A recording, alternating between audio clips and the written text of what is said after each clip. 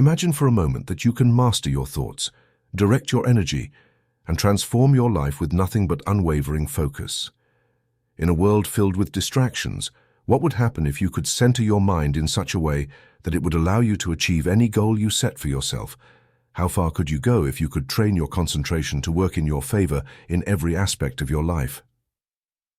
Welcome to the Power of Concentration, a fascinating journey that will lead you to discover the extraordinary strength that resides in your mind.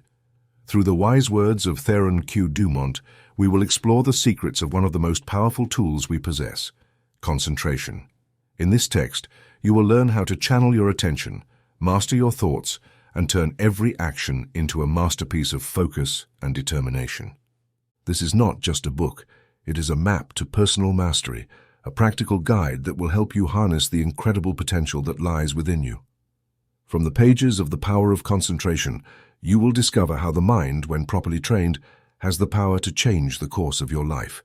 So get ready to dive into an ocean of wisdom. Each word, each piece of advice will bring you closer to personal greatness. The question is not whether you will be able to concentrate, but how far you can go when you do. Welcome to a new beginning. Lesson 1, concentration finds the way. We all have two natures. One wants us to move forward and the other wants to hold us back. The one we cultivate and focus on ultimately determines who we are. Both natures seek control, but only our will decides which will prevail. A person can change the entire rhythm of their life and almost perform miracles through a supreme effort of will. And if you can be that person, you can be, if you desire, because willpower can find a way or create one. It wouldn't be difficult to write an entire book about men who barely advance, and as if waking from a long slumber, immediately react and develop the potential they have within.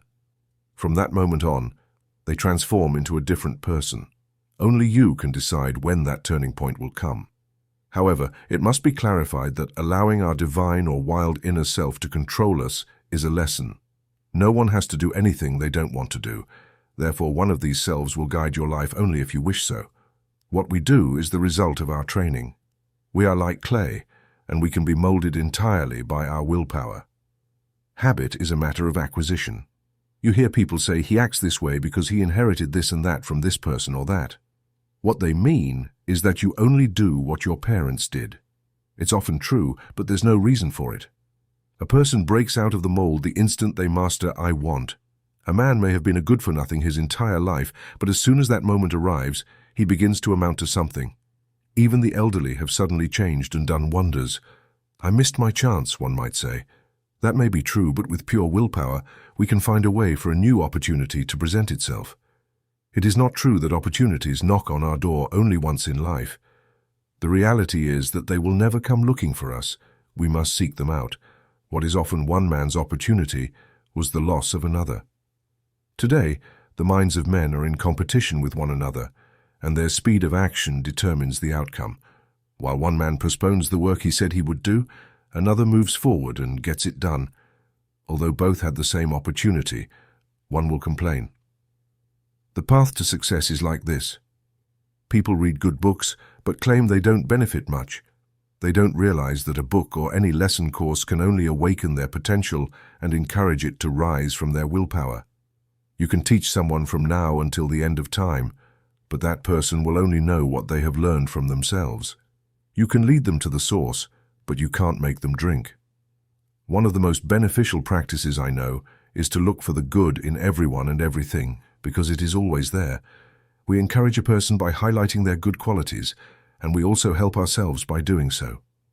We gain their good wishes, which can be a very valuable asset. We receive what we give. Almost everyone needs encouragement and a lift at some point.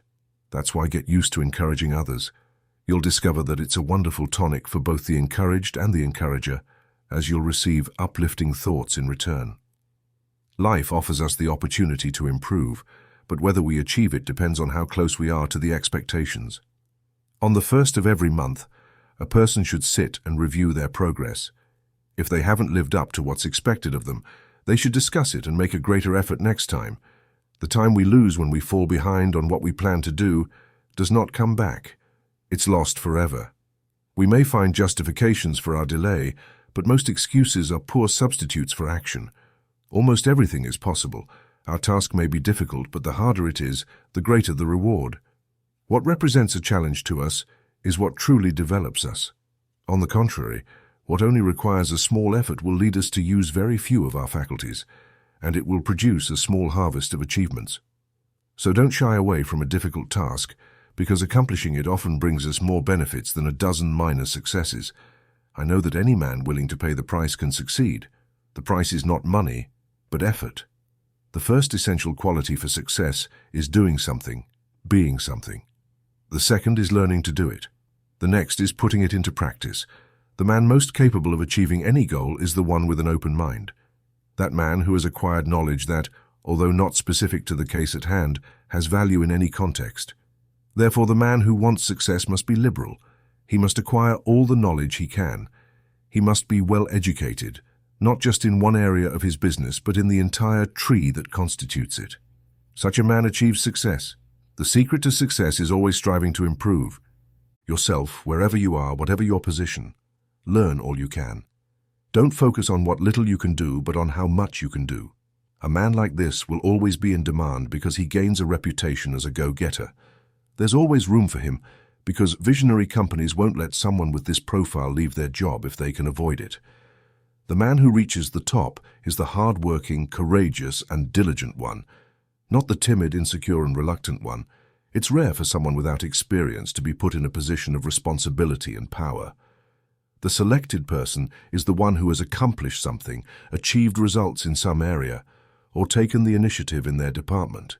They are assigned this position because of the energy and perseverance they convey through their efforts, and because they've previously demonstrated courage and determination. The chosen man at the crucial moment is rarely a genius. He doesn't have more talent than others, but he's learned that results can only be achieved through tireless and focused effort. He knows that miracles in business don't happen without reason, and the only way for them to happen is by carrying out a proposal without losing sight of it until it's completed. That's the only secret to why some succeed and others fail. The successful man is used to seeing things completed, and he always feels sure of success. The man who fails is used to seeing failure. He expects it and attracts it. In my opinion, with proper training, all men could succeed. But it's a real shame that so many men and women with ability and talent are wasted, so to speak. One day, I hope to see a millionaire philanthropist found a school where people whose decisions led them to failure can be reformed. I'm sure he couldn't use his money better. Within a year, the science of practical psychology could work wonders for them. It could have agencies looking for men who have lost control of themselves, who, through illness, have lost their willpower, or who, through some sorrow or misfortune, have become discouraged. At first, all they need is a little help to get back on their feet. Instead, what they usually get is a blow that discourages them. As a result, their latent potential is never developed, and both they and the world lose out. I trust that in the near future, someone will take the opportunity to use some of their millions to motivate men who have started to falter. It is enough to show them that within them resides an omnipotent source that is willing to help, as long as they make use of it. By getting their minds to move from despair to hope, it would be more than enough for them to regain control. When a man loses control, he will only be able to take the reins again through his own will. He will receive few words and inspiring advice from others in that sense. Generally, he must regain his good path on his own. He just needs to stop dissipating his energies and focus on building a viable path. Today, we must overcome alone the obstacles that discourage us. So don't wait for help from anyone. Gather strength, make firm decisions, and resolve to conquer your weaknesses and vices. It must truly be clear that only you can do that for yourself and no one else. All they can do is encourage you. I can't think of anything except lack of health that could stand in the way of a person's success. There is no other disadvantage that cannot be overcome, and to achieve it, it only takes more determination, courage, and willpower. The man who possesses courage and will can be poor today and rich in a few years. Willpower is better than money. Men who have reached the highest positions have achieved their victories after facing great obstacles. Let's think about the difficulties many inventors went through before reaching success. They were generally misunderstood by their relatives and friends, and often did not even have their basic needs covered to live. However, thanks to their determination and courage, They managed to survive in one way or another until they perfected their inventions, which later contributed greatly to improving the conditions of others. Everyone wants to do something, but few make the effort and sacrifices necessary to achieve it. The only way to achieve something is to keep going and do it. A man can achieve almost anything today if he is deeply dedicated to doing it and does not let anything interfere with his progress. He who pursues the desires of his heart overcomes obstacles quickly. The greater the man, the smaller the obstacle. The smaller the man, the greater the obstacle. Never lose sight of the advantage you gain when you overcome each obstacle, as they will feed the courage you need to conquer them. Don't expect the journey to always be easy. Some parts are likely to be complicated. However, don't let them discourage you. Keep moving forward. The way you weather the storm will demonstrate what you are made of. Never sit and complain about the rough paths, but think of how pleasant the calm stretches were. Look with delight at the smooth plains ahead. Don't let any setbacks hold you back. Consider them a simple incident to overcome before reaching your goal. Lesson 2. Self-mastery. The power for self-direction and concentration. From a psychological development point of view, man is not what he should be. He lacks self-mastery, the power of self-direction and concentration that is his birthright. He has not been trained in a way that promotes his self-mastery. Every balanced mind possesses the faculties to primarily plan, direct, and concentrate the acts of thought, both mentally and physically. A man must learn to control not only his mind but also his body.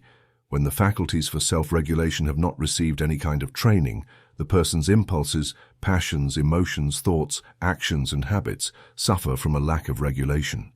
As a result, the process of mental concentration is deficient, not because the mind is weak in the autonomy of its faculties, but because it has not been adequately trained.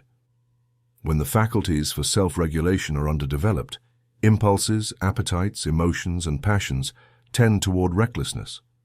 The mind becomes impulsive, restless, emotional, and irregular in its actions, which in turn affects mental concentration. If the faculties are not reinforced in their development, the person will always lack the ability to concentrate. In short, the reason you can't concentrate is one of the following. 1. A deficiency of the motor centers. 2. An impulsive and emotional mind. 3. An untrained mind. The third cause is the easiest to correct and can be addressed in the short term through systematic practice. The impulsive and emotional state of the mind can be better corrected if anger, passion, excitement, and hate, along with strong impulses, intense emotions, restlessness, etc., are restrained. When an individual is in one of these states, mental concentration becomes impossible. A natural way to approach this issue is to avoid consuming foods and drinks that weaken the function of the nervous system, or have stimulating influences, or tend to awaken passions, impulses, and emotions. Additionally, observing and associating with people who are firm, calm, moderate, and prudent is another very good practice. In contrast, correcting the deficiency of the motor centers presents greater difficulties since the person's brain is underdeveloped and lacks willpower. Addressing this problem takes time and doesn't produce immediate results. People affected by this deficiency may gain some benefits from reading and studying my course. The mastermind commonly carries the idea that when someone is in a negative mood, they are concentrating. However, this is not the case. They may be meditating, but not concentrating. Those with a negative mood much of the time generally cannot concentrate well. Instead, they develop an abstract or inattentive mind. If no action is taken to restrain this state, it is very likely to cause brain damage. To concentrate, you must have mental strength. A mentally weak person cannot concentrate their mind because of the lack of willpower. They are incapable of focusing their attention on a particular topic or thought. But the opposite can also occur, the inability to disengage from a particular subject or thought. A person with mental strength, in contrast, can focus their mind on any problem, no matter what it is, and not be influenced by distractions. Concentration at any stage, whether at the beginning, end, or during, is mental strength. Through concentration, a person is able to accumulate and maintain their physical and mental energy. A focused mind pays attention to thoughts, words, actions, and plans. The person who lets their mind wander at will, however, will not achieve great accomplishments. They waste their energy. If you work, think, speak, and act without a clear direction, you will not be able to concentrate. You concentrate the moment you say, I want to, I can, I will do it. Some people make the mistake of wasting time reading sensational stories or worthless newspaper articles. Doing this excites the impulsive and emotional faculties, which weakens the ability to concentrate. You will not be a free engineer if you cannot steer yourself toward success. Mental concentration can only be developed through attentive observation. All development begins with attention. You must regulate each of your thoughts and feelings. When you begin to observe yourself, your own actions, and also the actions of others, you use your autonomous faculties. As you continue doing this, you improve your faculties until, over time, you can carefully shape each of your thoughts, desires, and plans. Being able to consciously focus your mind on the matter at hand leads to concentration, and only a trained mind can focus. Concentration means maintaining your attention on a specific issue until all your mental faculties have had time to analyze it. The person who cannot direct their thoughts, desires, plans, resolutions, and studies is incapable of achieving any kind of success. If they shift quickly from a calm state to an erratic one and vice versa, it means they lack proper control over themselves. They are not the master of their mind, thoughts, feelings, or desires. Such a person cannot be successful. When they get upset, they irritate others and discourage them from giving their best. In contrast, the person who controls their energies and channels them in a focused way can master each of their actions and values. This, in turn, leads to acquiring the power to command others. They can make every movement serve a useful purpose and every thought serve a noble cause. In our days, a man who gets upset and irritated must be considered undesirable. A well-educated person addresses others with patience and consideration, continuously cultivating a measured attitude. They are consciously attentive and keep their mind on only one issue at a time, thinking of nothing else. Therefore, when speaking with someone, make sure to give them your full attention, not letting it drift to other topics. Focus your will and intellect in unison. Start in the morning and see how persistent you can be throughout the day. Keep a record of your actions during the day and evaluate yourself. If you see that you haven't managed to maintain consistency in your duties and actions, try to achieve it tomorrow. The more focused you are, the better your concentration will be, and consequently, your chances of success will increase. But never rush. Concentration means success because you are more capable of governing yourself and centralizing your mind. You act with more seriousness and responsibility, which will invariably increase your chances of good results. When speaking with someone, keep your personal goals in mind. Focus your strength on the purpose you are talking about. Pay attention to every one of their actions, but do not lose sight of what you set out to achieve. If you don't, you will waste your energy and fail to achieve all that you should. I want you to observe a strong-willed person next time, a firm individual. Pay attention to the perfect control they have over their body. Then, observe an ordinary person. Notice how they move their eyes, arms, fingers. Observe the pointless waste of energy. All these movements break down vital cells and decrease the person's power in both the vital and nervous directions. It is important that you conserve both your nerve and vital energy. Think of a train moving along the track calmly. Suddenly, someone opens all the valves and it stops. The same happens with you. If you want to use all your mental steam, you must close your valves and direct your power to a specific end. Focus your mind on a purpose, a plan, a goal. There is nothing that consumes nervous strength faster than exaltation. That's why an irritable person is not considered attractive. They are not admired or loved. They do not develop the exceptional faculties that a genuinely noble person has.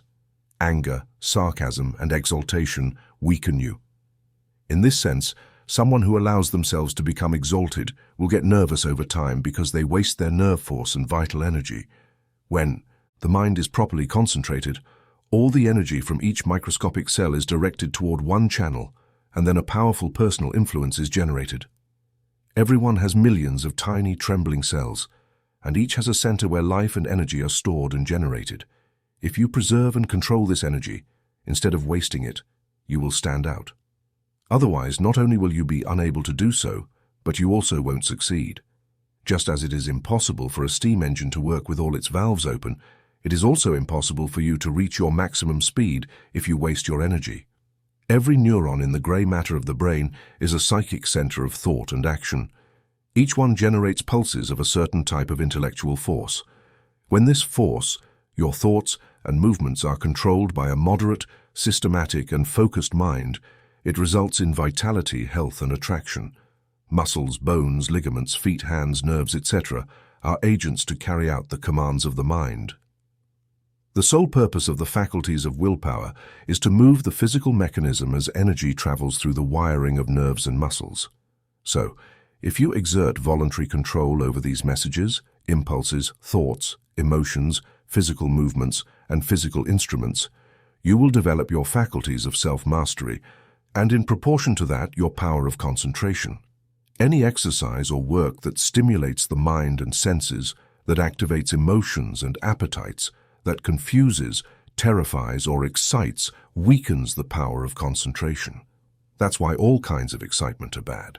For this reason, people who drink strong beverages, give in easily to their bad temper, fight, eat stimulating foods, develop their emotions through singing and dancing, or are sudden, vehement, and emotional, lack the power of concentration. In contrast, those whose actions are slower and directed by their intellect possess the power of concentration. Sometimes, dogmatic, willful, and excitable people can concentrate, but it is a spasmodic concentration, not a controlled and steady one. Their energy works in spells. Sometimes they have a lot, other times very little. They get excited easily and waste their energy easily. The best way to understand this is to compare it with the firing of a gun. If the weapon is fired when one wants it to, it serves its purpose. But if it is fired before one is ready, not only does it waste ammunition, but it is also likely to cause some unintentional damage. And this is precisely what most people do. They let their energy explode, wasting it in danger to others, draining their power and magnetism. As a result, they harm their chances of success. These people are never loved and never will be until they manage to control themselves. They will need to practice various concentration exercises constantly for some time. They must completely overcome their sudden and erratic thoughts and regulate their emotions and movements from morning to night. They must train their minds to stay firm and direct and maintain their energies in function. The lower part of the brain is the storehouse of energy. Most people have all the dynamic energy they need if they want to concentrate. They have the machinery. However, without the engineer, they won't get far. The engineer is the self-regulating power and director, and a good one controls all actions. The person who does not develop their engineer-like qualities will not achieve much in life. Every work influences development. It either helps you move forward or takes you backward. It is necessary to always keep this in mind. When you're unsure about whether or not to do something, think about whether it will help you grow or deteriorate. Consequently, I firmly believe in working when working and playing when playing. When you immerse yourself in pleasure, you can develop concentration without thinking about anything other than the pleasure. When your mind directs its attention to love, think of nothing else, and you will discover that you can develop a more intense love than anything you've experienced. When you concentrate your mind on the real you, or I, and its wonderful possibilities, you develop concentration, a better opinion of yourself, and acquire more power if done systematically. When you go to the countryside, inhale fresh air, and study the vegetation, trees, etc., you are concentrating. When you arrive at your workplace at a set time every morning, you are developing a habit, becoming systematic. On the contrary, if you arrive on time one morning, a little late the next, and even later the following one, it means you're not concentrating on the activities that allow you to arrive at the same hour every day. As soon as you set your mind on a particular thought and stay focused on it at intervals, you develop concentration, just like the camera lens focuses on a particular landscape. If you keep a specific goal in mind, you are centralizing your attention. Therefore, always keep your mind on what you are doing, no matter what it is. Long and deep focus not only serves to improve health, which is no small matter, but also allows you to develop more power, love, and life. As mentioned earlier, every work influences development.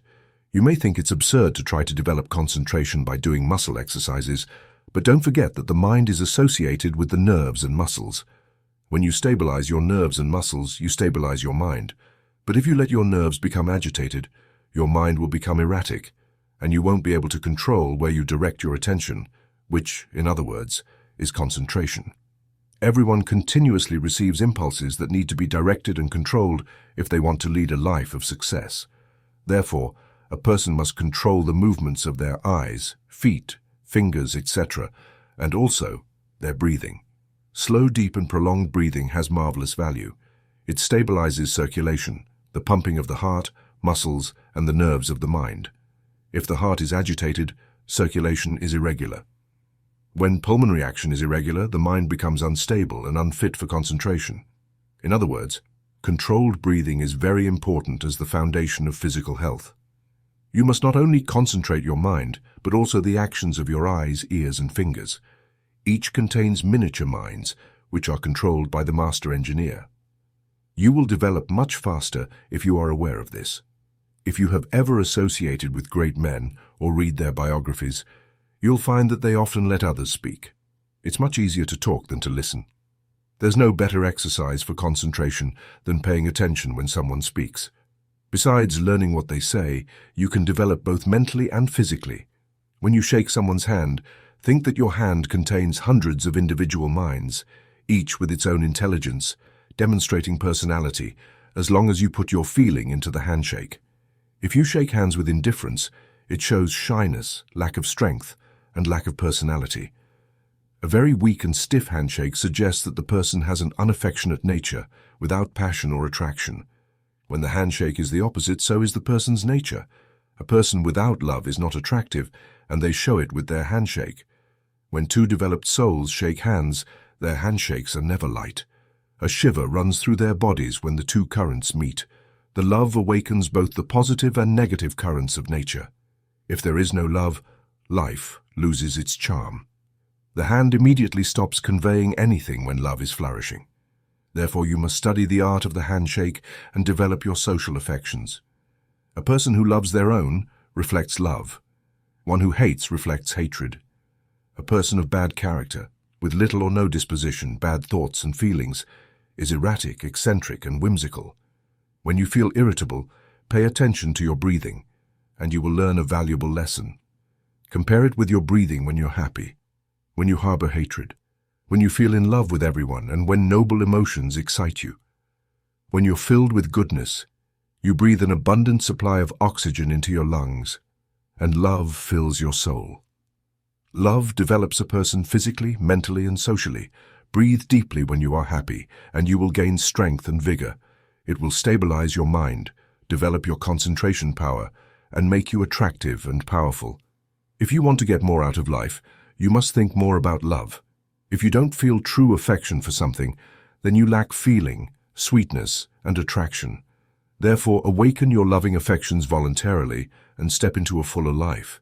The hand of love always magnetizes, but it must be firm and controlled. Love can concentrate in the handshake, which is one of the best ways to influence another. The next time you feel irritable, use your willpower and be patient. This is a great exercise in self-control. Slow and deep breathing will help you maintain patience. If you notice that you start talking quickly, control yourself. Speak slowly, with clarity. Don't raise or lower your voice and focus on being calm and composed.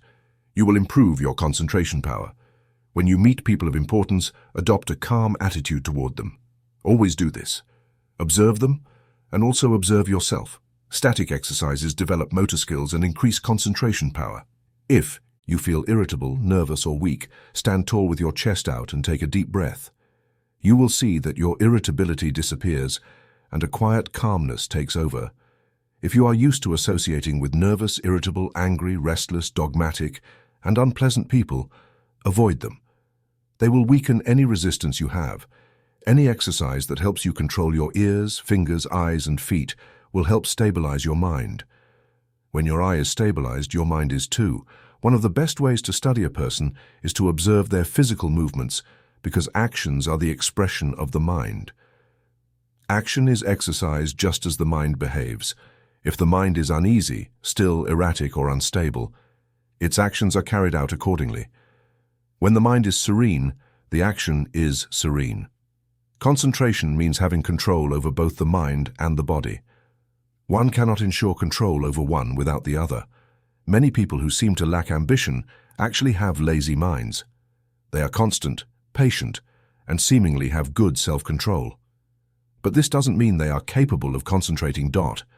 They are lazy, inactive, slow, and apathetic people because they lack energy. They don't lose control because they have little strength to control it. They lack temperament, which is why it cannot disturb them. Their actions are constant because they have little energy. A person by nature is internally strong, energetic, and vigorous, but their strength and vigor, as well as their actions and physical movements, depend on energy. When a person lacks physical energy, they must learn to direct and focus it on a specific point. A person can be very capable, but their abilities will be of no use unless they want to control them. There is much talk about the benefits of physical activity, but the true benefit is often overlooked. The best way to keep our faculties working continuously and sustainably is through static exercises. As mentioned before, when you learn to control the body, you are gaining control over the mind. Lesson 3. How to get what you want through concentration. An ignorant person might ask, how can you get something just by desiring it? My answer would be through concentration. You can obtain anything you want, but it depends on your ability to focus for it to happen. Simply wishing for something won't get you there. To wish for something shows weakness. The belief that you will get something simply because you truly want it is not true. Never limit yourself to just wishing, because we don't live in a world of fairy tales and fantasies. You expend the same amount of mental energy on vain imaginations as you do when thinking about something truly worthwhile. Be cautious with your desires. Create a mental image of what you want, and you will achieve it. You must feel that you can accomplish anything you set your mind to. Many commit to doing things, but when they begin, they feel like they will fail, and often that happens. Imagine a man goes to a store to buy an item and the salesperson tells him, "Sorry, we don't have it." A determined man would ask where he can find it. If he gets another unsatisfactory answer at this new place, he will ask the manager and so on until he finds the item. This is the secret to concentrating on getting what you want. And never forget that your soul is the center of everything you can achieve, and you can achieve whatever you want. I will find a way or create one. This is how the successful spirit thinks. I know a man who now runs a big bank where he started working as a messenger. His father made him a button with the letter P on it, put it on his jacket and said, "Son, this P is a reminder that one day you will be the president of your bank. I want you to keep this in mind every day." Every night after dinner, he would ask his son, "What have you done today?" This kept the thought in his mind. He focused on becoming president of that bank, and he achieved it. His father told him never to tell anyone what it meant. His partners laughed at it, tried to figure out its meaning, but didn't discover it until he was named president. Then he revealed the secret. Don't waste your mental energy on desires. Don't spend your energy trying to satisfy every whim. Focus on doing things that are truly worth it. The man who sticks to something will not fail. Power, whoever wields power. Emerson. Today, success largely depends on focusing on the law of inner strength. By doing so, you awaken that power or thought force that, when used in business, guarantees lasting results. Until you are capable of doing this, you won't have reached your limit in using your power. This vast universe is woven with myriad forces. You create your own place, and the importance of it depends on you, through the indestructible and unconquerable law. With time, you can achieve everything that is right. Do not fear embarking on any endeavor that you wish to accomplish and are willing to work for. Everything that is right is possible. What is necessary will happen one way or another. If something is right, even if the whole world thinks otherwise, you have the duty to do it. God and you are always in the majority. In other words, the omnipotent inner law, which is God and the organism that represents you, are capable of conquering the world if your cause is absolutely just. Do not say, "I wish I could be a great man." You can achieve anything that is just and that you want to do. Just say it. You can, you will, you must. If you understand this, the rest will be easy. You have the faculties and latent forces to master anything that tries to interfere with your plans. Life's problems and responsibilities may come quickly. I am prepared for them. My soul is unconquerable. I represent the law of infinite strength of everything that is possible. The God within me is my unconditional strength and my eternal comfort in difficult times. The greater the difficulties, the greater the triumphs through me. The harder the tests, the faster my inherent strength develops. No matter if everything else fails, This inner confidence is more than enough. Reason must prevail. I demand wisdom and power to know and follow what is right. My higher self is fully wise. Now, I am closer to it. Lesson 4. Concentration, the silent force that produces results in all activities. I want you to first realize how powerful thought is. In just one night, a thought of fear turned a person's hair grey. In another, more detailed case, a condemned prisoner was asked if he consented to an experiment. If he survived it, he would be freed. He agreed. They wanted to find out how much blood a person could lose without dying. They managed to make it appear that blood was dripping from a small cut on his leg.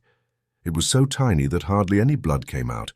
Yet since the room was dark, the prisoner thought the dripping sound was truly coming from his leg. The next morning, he died of fear. The two examples above should have given you a glimpse of the power of thought. Understanding it thoroughly will be very beneficial for you. Through the power of accumulated thought, you can do whatever you please. You can massively increase your strength and efficiency. People are surrounded by all kinds of thoughts, some good and others bad, and it's very likely that they will absorb some of the latter unless they develop a positive mental attitude. If you analyze anxiety, worry, depression, discouragement, and other unnecessary moods, you will realize how important it is to control your thoughts. Your thoughts make you who you are. When I walk down the street and observe people's faces, I can get an idea of how they've lived their lives. Everything is reflected in their faces, just as a mirror reflects their physical appearance. Upon seeing them, I can't help but think how most have wasted their lives. Understanding the power of thought will awaken possibilities in you that you never dreamed of.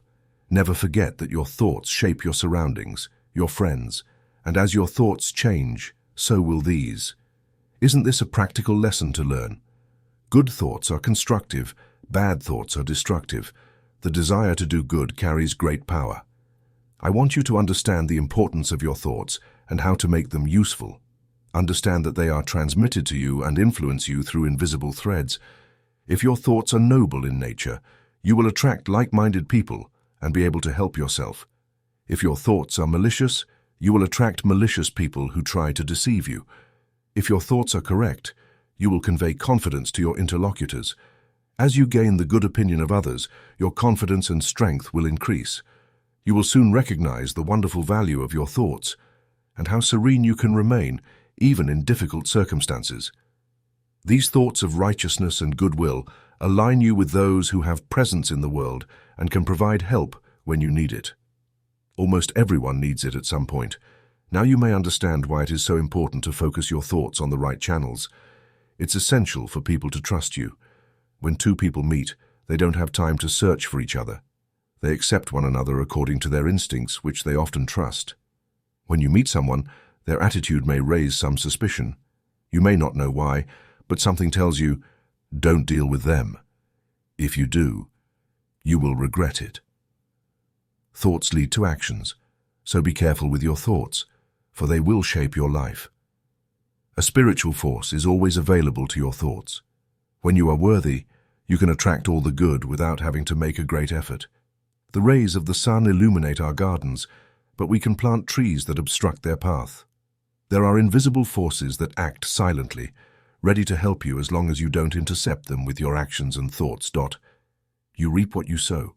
Within you, you harbor a concentration of powers that, if developed, will bring you a happiness greater than you can imagine. Many people go so fast through life that they end up distancing themselves from what they are looking for. Through concentration, you can revolutionize your life, achieve infinitely more, and without much effort. Look within yourself, and you will find the best machine ever created. How to speak with wisdom. To speak with wisdom, your faculties and efforts must be concentrated, at least to some degree, on the subject you are addressing. Speech interferes with the mind's concentration powers because it directs attention to the external. This is hardly comparable to the deep silence of the subconscious, where profound thoughts and silent forces of greater intensity are developed. It is necessary to be in silence before being able to speak wisely. A conscious, well-prepared person who is able to speak wisely under difficult circumstances is someone who has experienced silence. Most people don't know what silence is. They think it is easy to immerse themselves in it, but it's not. In true silence, we adhere to the laws that govern our inner being. Strength goes silent because it enters a state of high intensity, beyond the vibrational sounds that attune to our outer ears. He who wishes to rise above the ordinary must open for himself the inner channels that lead to the absolute law of the omnipotent Sun. This can be achieved by practicing persistent and intelligent thought concentration. Retain the following thought in silence. I will allow my higher self to have complete control. I will be faithful to my higher self. I will live true to my idea of what is right. I know I am capable of reaching my full potential. I require wisdom to act wisely for myself and others.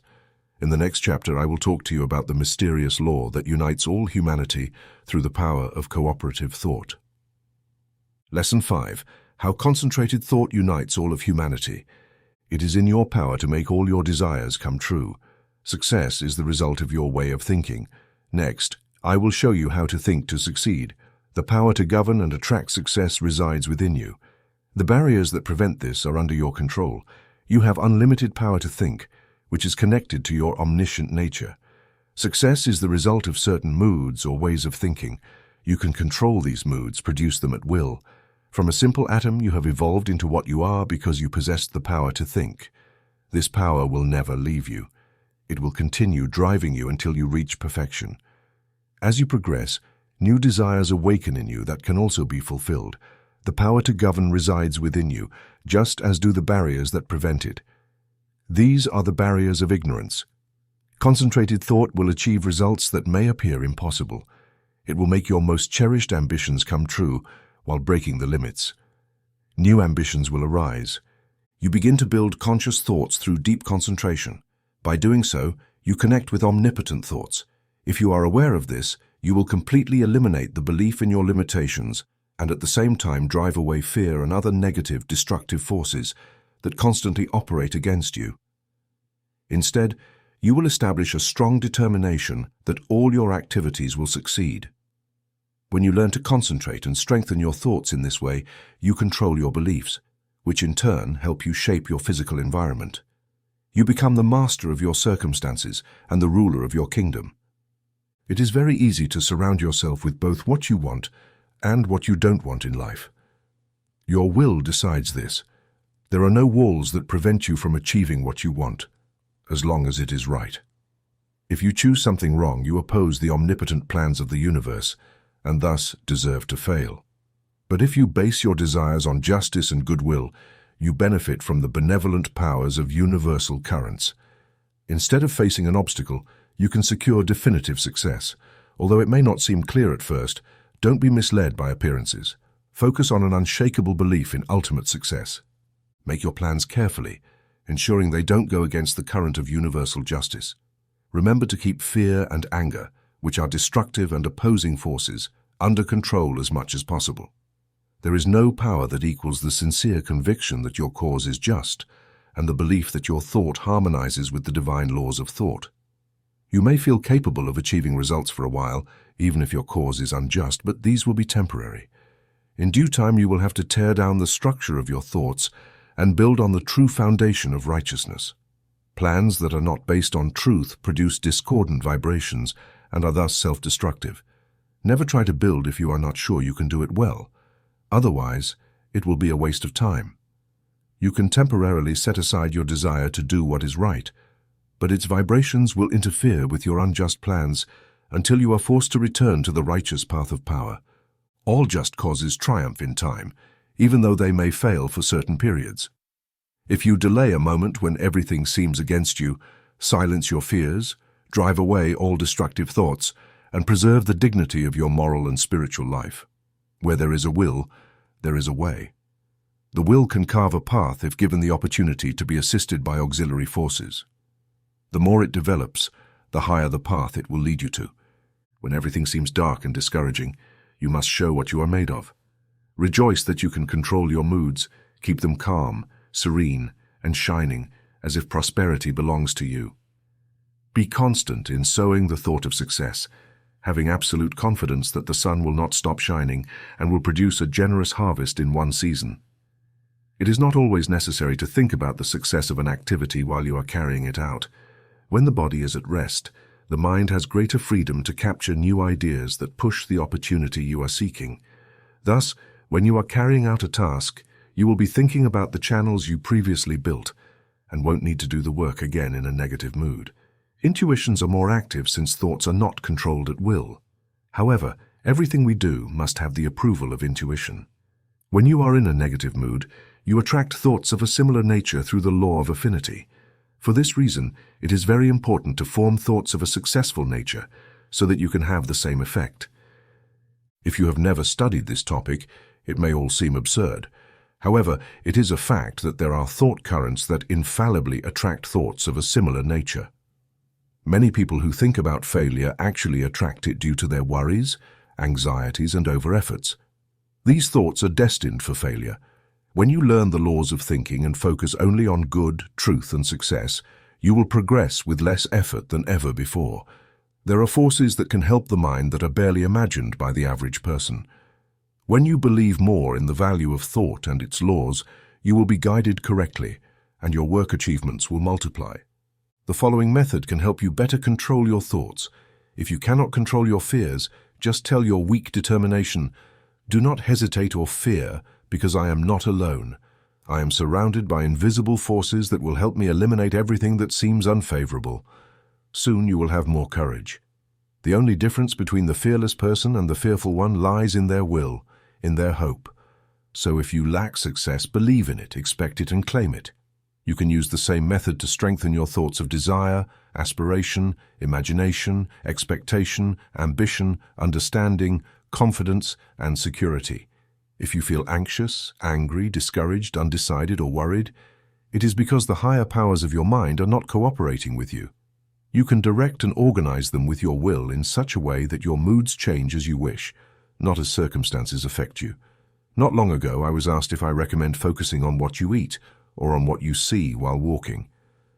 My answer was that no matter what you are doing, think of nothing else but that moment, just that action. The idea is to be able to control your actions, no matter how small. Otherwise, you create a habit that will be difficult to overcome because your faculties will not have acquired the habit of concentration. They cannot be disorganized one minute and organized the next. If you let the mind wander while doing small things, it is likely to get distracted and make it difficult to concentrate when an important event demands it. The person who is able to concentrate is the happy and busy person. Time does not pass for them. They always have much to do and no time to think about past mistakes that would make them unhappy. If despite our discouragement and our failures, we claim our great inheritance, the life, the truth, and the strength, as an electric current, it will permeate our lives until we acquire our right to eternal life. Willpower does not act with clarity, decision, or promptness unless it is trained for it. Relatively few know what they are doing every minute of the day, because they do not observe with enough care and accuracy to even know what they are doing. If you practice concentration and serene reflection, and train yourself to think with clarity, promptness, and decision, it will not be difficult to know what you are doing at all times. If you worry or rush in what you do, it will not be depicted clearly on the sensory plate of the subjective mind, and consequently, you will not truly be aware of your actions. Therefore, practice precision and concentration of thought, just as with absolute truth, and soon you will be able to concentrate. Lesson 6. The training of willpower. The will to do is the greatest power in the world related to human achievement. No one can determine their limits in advance. What we do today would have been impossible years ago. Today, the infallible maxim is, everything is possible. The will to do is a strictly practical force. Although it is difficult to explain what it consists of, it can be compared to electricity, as we only know it through its causes and effects. It is a force that, depending on how and where we direct it, will determine our future. Every time you perform a concrete act, whether conscious or unconscious, you resort to the principle of will. You can have the will to do whatever you want, whether it is right or wrong.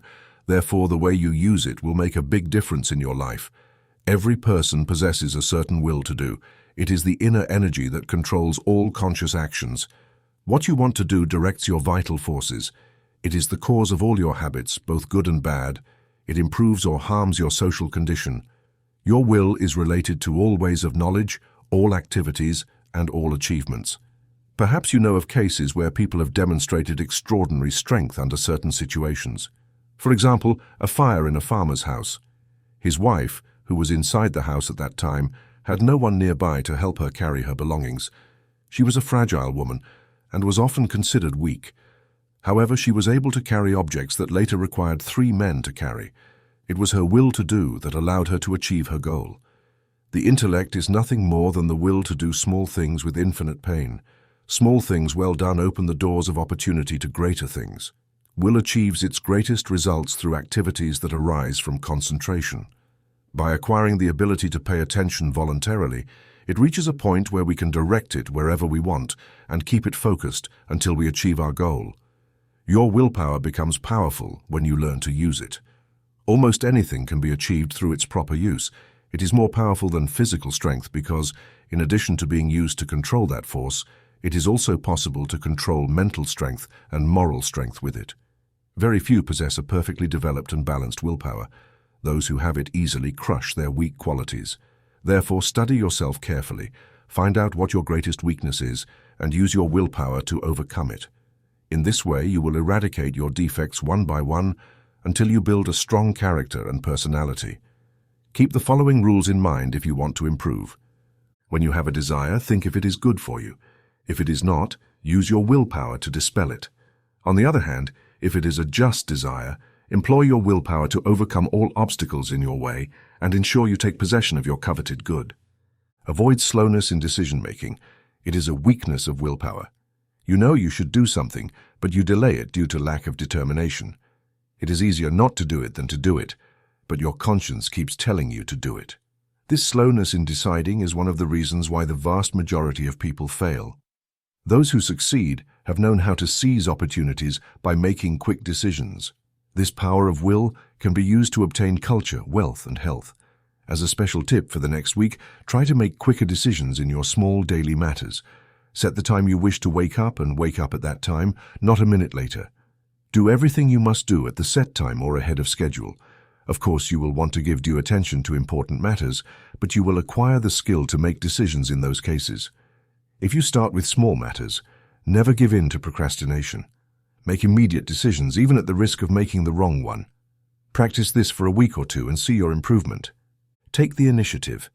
Many men do not succeed due to lack of initiative. They make the mistake of imitating others in everything they do.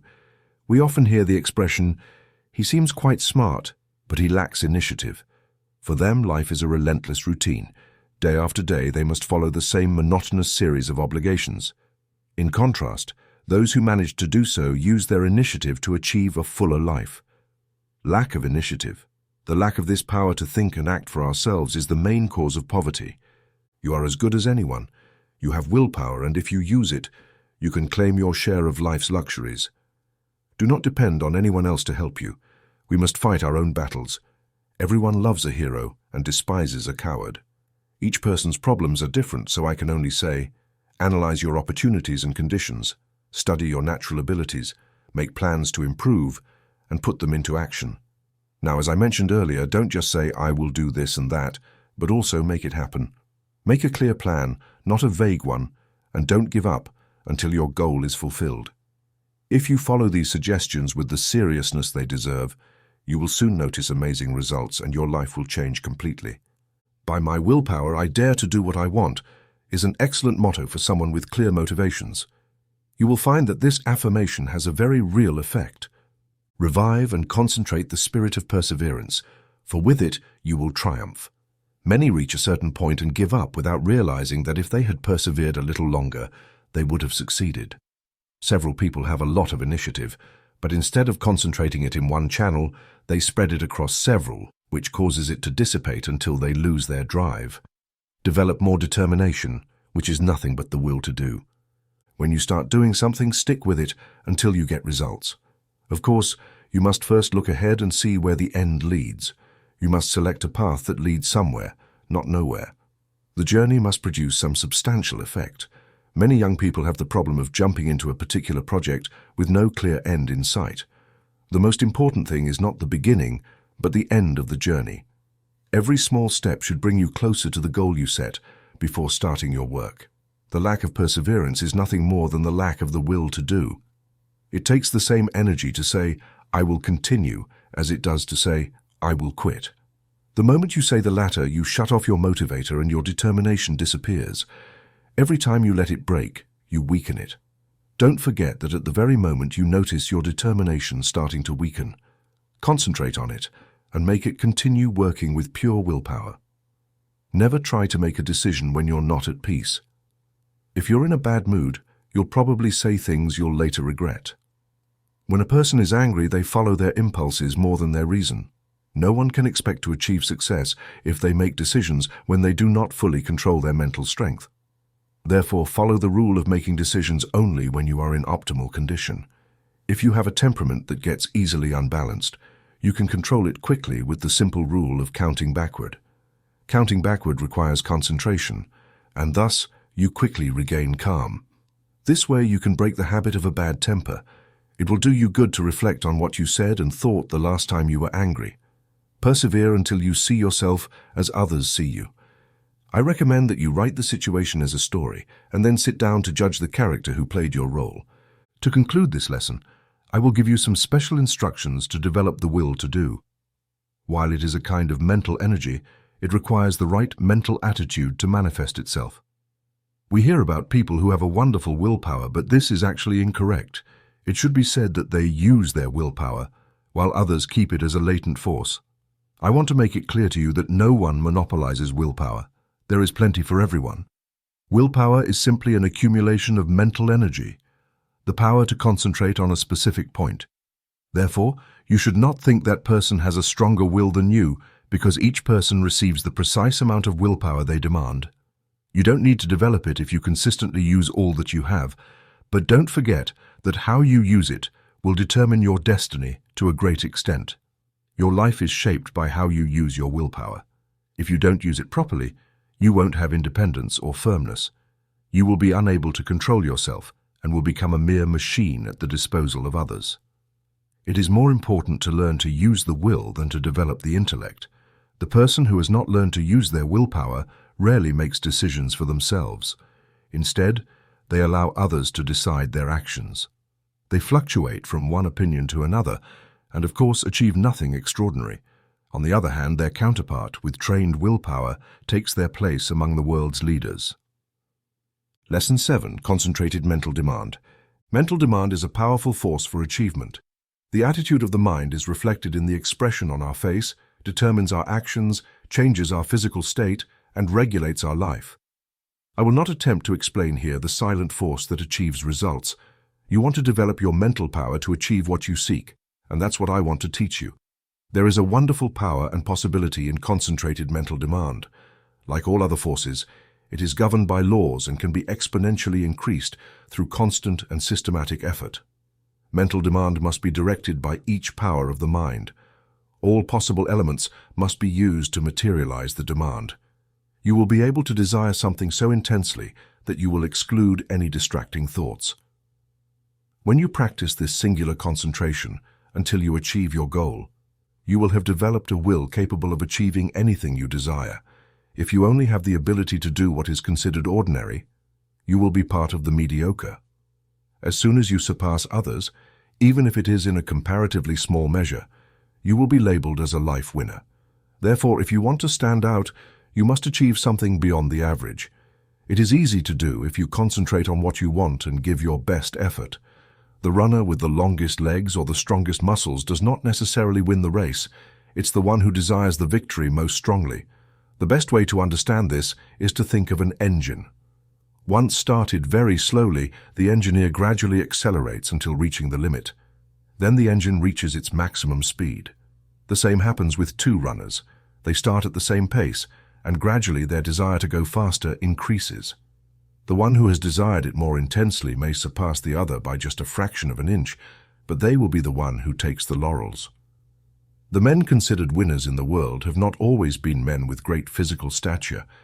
At first they didn't seem very prepared to face the situations before them, nor were they considered men of great genius.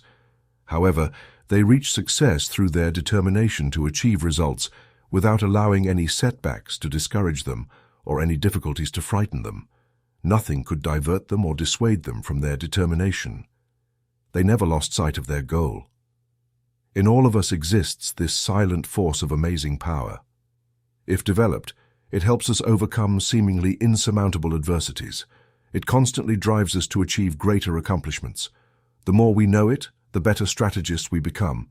We develop more courage, and our desire to manifest ourselves in all kinds of activities grows.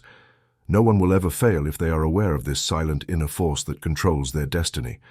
Otherwise, you won't have a clear vision of the situations that arise and, consequently, won't yield to the power of your mind. Mental resolution is what makes achievement possible. Once it is formed, you must not let it stop exercising its influence until you reach your goal.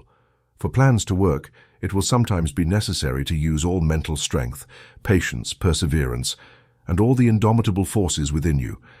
They must be concentrated and used with maximum efficiency. Perseverance is the first element of success. To persevere, you must act with persistent determination. It requires you to focus your thoughts on your task and use all your energy to keep them focused on it until you've achieved your goal. Giving up on this determination weakens all your future efforts. Mental demand may seem like an unreal power because it is intangible, but it is the greatest power in the world. You can use it as you wish. No one can use it for you. Mental demand is not a resource exclusive to visionaries, but a powerful force you can use freely without any cost. When you doubt, it will advise you. When you feel insecure, it will guide you. When you are afraid, it will give you courage. It is the driving force that provides the energy needed to materialize your purpose. You have a great store of possibilities, and mental demand turns those possibilities into realities. It provides everything necessary to materialize them, selects the tools, and teaches you how to use them. It allows you to understand the situation. Every time you make a mental demand, you strengthen the brain core by attracting external forces. Few realize the power of mental demand. You can make your demand so strong that it conveys what you have to say to another person without speaking to them. Has it ever happened to you that, after planning to talk about a certain matter with a friend, they brought it up before you had the chance to do so? Have you ever made a suggestion in a letter to a friend and they carried it out before the letter even arrived?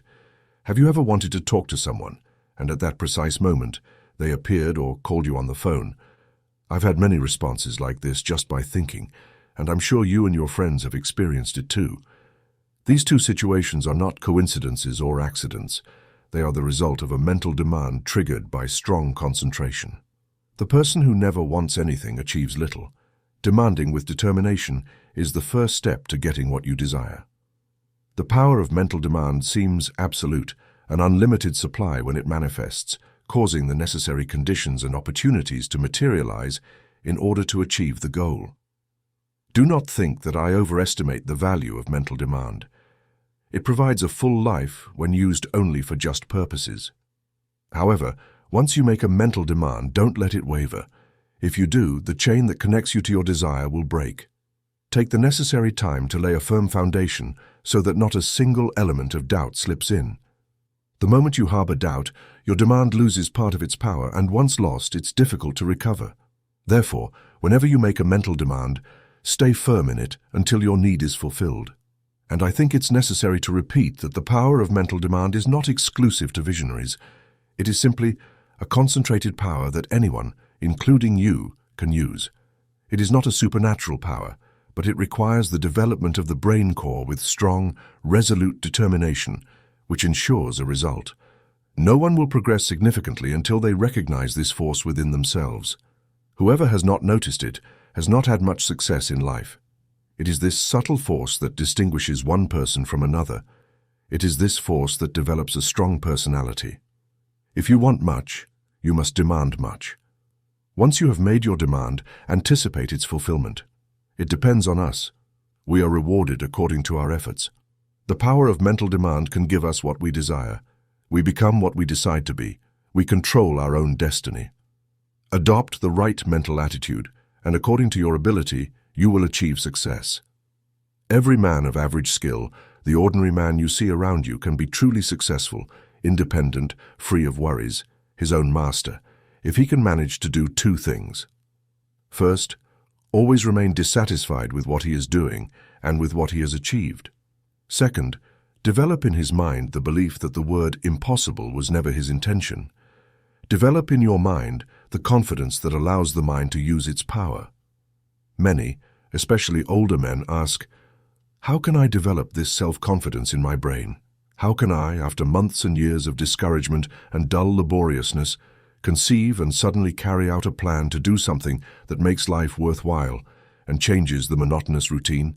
How can a man get out of a rut after years of being in it and having settled into the slow trot that leads to the grave? The answer is that it can be done, and millions have done it. One of the most honored names among the great men of France is that of Littré, who wrote and compiled the great French dictionary, a monument of knowledge.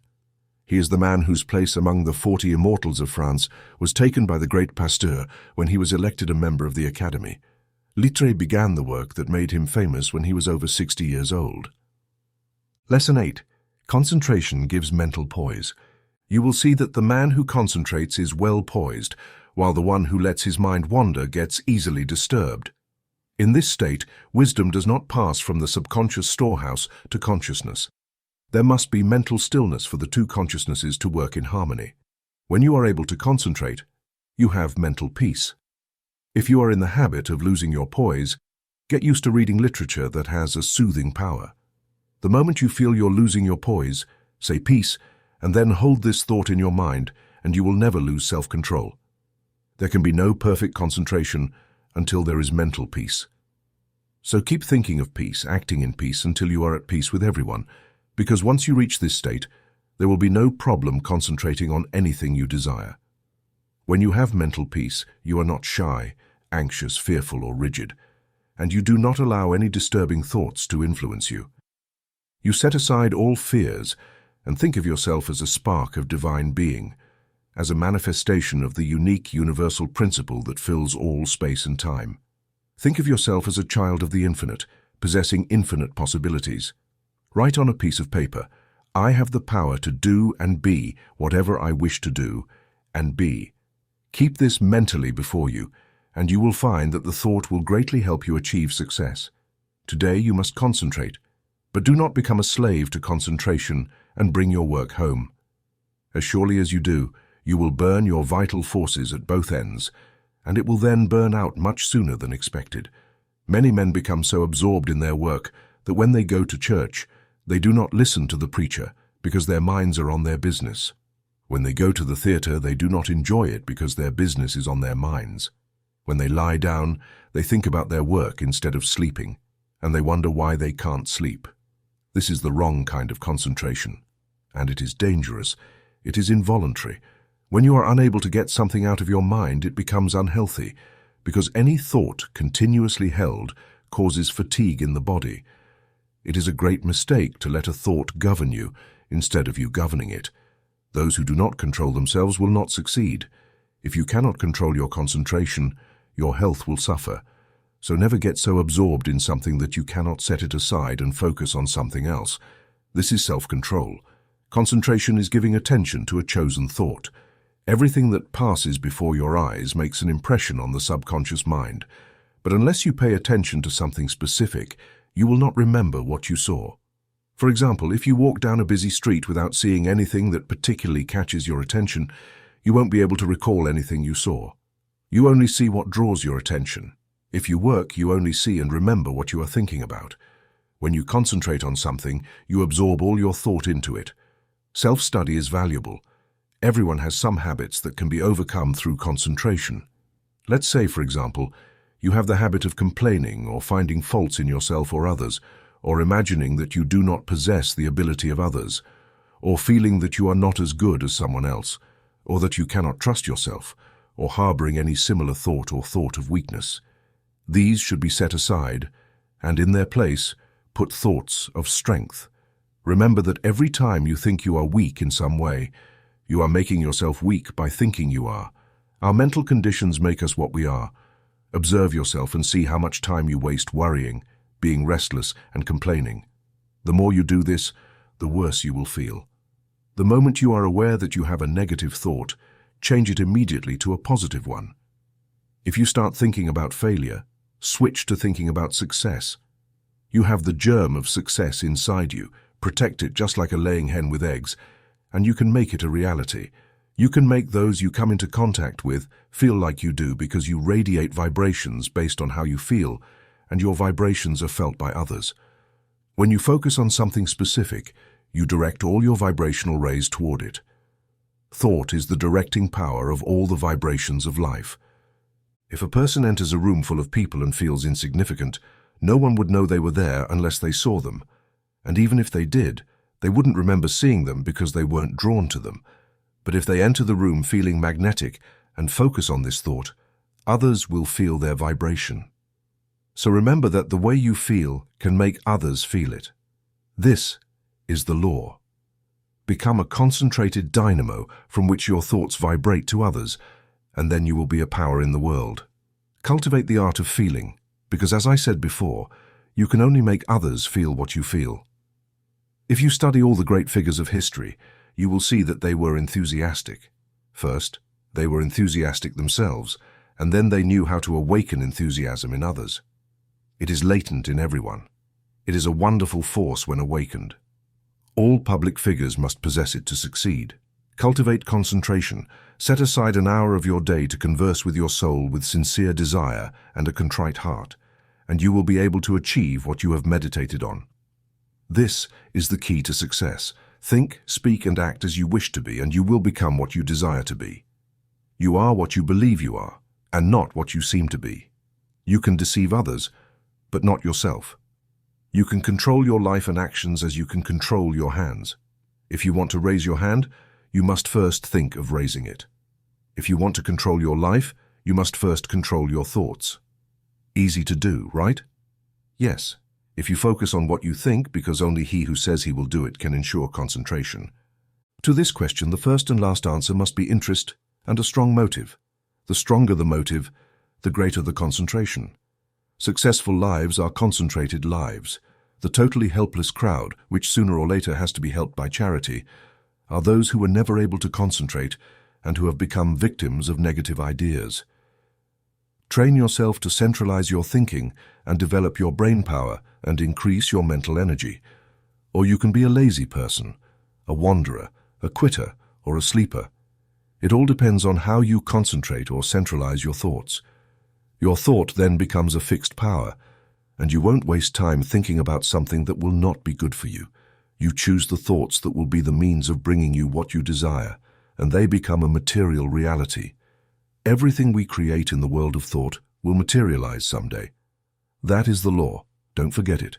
In ancient times, people drifted without concentrating, but today is the day of effectiveness, so all our efforts must be concentrated if we want to achieve meaningful success. Why do people often not achieve what they concentrate on? Because they sit in hopeless despair and expect it to come to them. But if they push to the maximum, they will discover that it is within their reach. No one limits us except ourselves. We are what we are today as a result of internal conditions. We can control external conditions. They are subject to our will. Through concentration, we can attract what we want because we connect with the universal forces from which we can get what we want. You have surely seen races. Everyone lines up together, each focused on reaching the finish line before the others. This is a type of concentration. A man begins to think about a certain subject. All kinds of thoughts come to mind, but concentration prevents him from thinking about all of them, except the one he has chosen. Concentration is simply a case of wanting to do something and doing it. If you want to achieve something, first put yourself in a concentrated, calm, receptive, and acquisitive mood. When approaching an unknown task, move slowly and deliberately, and you will ensure that internal activity that is never possible when you are in a rush or under tension. When you think too much, or try to hurry the results too quickly, you generally block the flow of internal thoughts and ideas. Surely many times you have struggled to think of something and couldn't, but as soon as you stopped trying to think about it, it came to your mind. Lesson 9. Concentration can overcome bad habits. Habits make or break us far more than we like to admit. Habit is both a powerful enemy and a wonderful ally of concentration. You must learn to overcome habits that are harmful to concentration and cultivate those that increase it. The vast majority of people are controlled by their habits, and they are tossed around by them like waves in the ocean toss a piece of wood. They do things a certain way because of the power of habit. They rarely think about concentrating or why they do things a certain way, or study to see if they could do them better. My goal in this chapter is for you to focus on your habits so you can discover which are good and which are bad for you. You will find that by making some necessary changes, you can even turn what is bad for you into something beneficial. The first thing I want you to understand is that all habits are governed, consciously or unconsciously, by the will. Most of us form our habits all the time. Very often, if you repeat something in the same way several times, you will have formed the habit of doing it that way. But the more you repeat it, the stronger that habit becomes and the deeper it becomes ingrained in your nature. When a habit has been in place for a long time, it almost becomes part of you, and therefore it is difficult to overcome. But you can break any habit by concentrating on its opposite. Our whole life, to the extent that it has a defined form, is nothing more than a mass of practical, emotional, and intellectual habits systematically organized for our good or our harm, and that irresistibly lead us toward our destiny, whatever that may be. We are creatures of habits, imitators and copycats of our past selves. We are susceptible to being bent or curved, just like we can bend a piece of paper, and each fold leaves a wrinkle that makes it easier to fold there next time. The intellect and will are spiritual functions. However, they are immersed in matter, and every movement they make corresponds to a movement in the brain, meaning their material counterpart. That's why thinking habits and will habits can be formed. All physical impressions are the result of the actions of will and intellect. Our nervous systems are what they are today because of the way they have been exercised. As we age, most of us resemble automatic machines more and more. The habits we have formed increase in strength, and we work the way we are characterized. Your colleagues learn to expect you to do things in a certain way. As you can see, your habits make a big difference in your life, and since it is as easy to create good habits as it is to create bad ones, you should only create the former. No one else but you is responsible for your habits. You are free to create the habits you want, and if everyone realized the importance of creating the right habits, the world would be different. How much happier we would all be. Then everyone, instead of just a few, could achieve success. Habits form more quickly when we are young. However, if we have already passed the plastic period of youth, the time to start controlling our habits is right now, because we will never be younger. It is worth remembering the following maxims. First maxim, we must make our nervous system our ally rather than our enemy. Second maxim, whether acquiring a new habit or abandoning an old one, we must make the effort with the strongest and most determined initiative possible. The person who has the habit of doing the right thing since childhood only has good reasons. So it is very important for you to concentrate regularly on habits that reinforce good reasons. Surround yourself with all the help you can. Don't play with fire by creating bad habits. Start anew today and study why you have been doing certain things. If they are not for your good, avoid them from now on. Never give in to temptation, because every time you do, you strengthen the chain of bad habits. Every time you fulfill a purpose, you break the chain that enslaves you. Third maxim, never allow an exception to occur until the new habit is firmly rooted in your life. This is the idea. Never want to give in until the new habit is set. Otherwise, you undo all the progress achieved by previous efforts. There are two opposing inclinations. One wants to be firm, and the other wants to give in. By your will, you can become firm through repetition. Strengthen your will to face any opposition. Fourth maxim, take advantage of the first possible opportunity to act on every resolution you make and every emotional impulse you may experience in the direction of the habits you aspire to acquire. Making a resolution and not fulfilling it has little value, so of course fulfill all the purposes you set. Not only will you benefit from them, but they provide an exercise that trains brain cells and their physiological correlates to acquire the habit of adjusting to fulfill purposes. A tendency to act is effectively rooted in us through the uninterrupted frequency with which actions occur, and the brain grows for its use. When a resolution or a faint gleam of feeling evaporates without bearing fruit, it's worse than a missed opportunity. If you fulfill your purposes, you will create a very valuable habit. If you break them, you will create a very dangerous habit. So concentrate on fulfilling them, whether they are important or not. Remember that for this purpose, it's equally important to fulfill the unimportant ones, because in doing so, you are forming the habit. Fifth maxim, keep alive in you the faculty of effort with a little free exercise every day. The more we exercise our will, the better we can control our habits. Every few days, do something with no other reason than its difficulty, so that when the time for extreme need comes, you may find yourself without nerves or lack of training to resist the test. This kind of asceticism is like the insurance a man pays for his house and property. The tax does him no good at that moment and may never bring benefits, but if a fire comes, having paid it will be his salvation from ruin. The same happens with the man who daily secures habits of concentrated attention, energy, and selflessness toward unnecessary things. He will stand like a tower when everything shakes around him, and his softer mortal companions will be thrown like straw in the explosion. Young people must be made to concentrate on their habits and realize that if they don't, they become walking agents of harmful habits. Youth is the plastic stage and should be used to lay the foundations for a glorious future. The value of habit for good and bad cannot be overestimated. Habit is the deepest law of human nature. No man is stronger than his habits because his habits either increase or decrease his strength. We are creatures of habit, and it is often said that habits are an invention that saves work because when they are formed, they require less mental and material strength. The more entrenched the habit, the more automatic it becomes. Therefore, habit is an economizing tendency of our nature, because without it, we would have to be more attentive. We walk down a crowded street, and the habit of stopping and looking prevents us from hurting ourselves. Correct habits prevent us from making mistakes and setbacks. It is well known that a driver cannot safely master his machine until he has trained his body habitually. When an emergency occurs, he knows instantly what to do.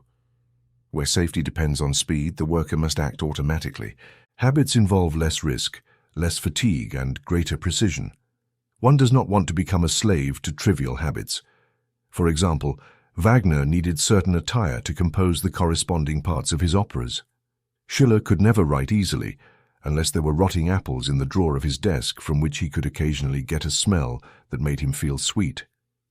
Gladstone had different desks for his various activities, so that when he worked on Homer, he never sat among the usual companions of his legislative duties.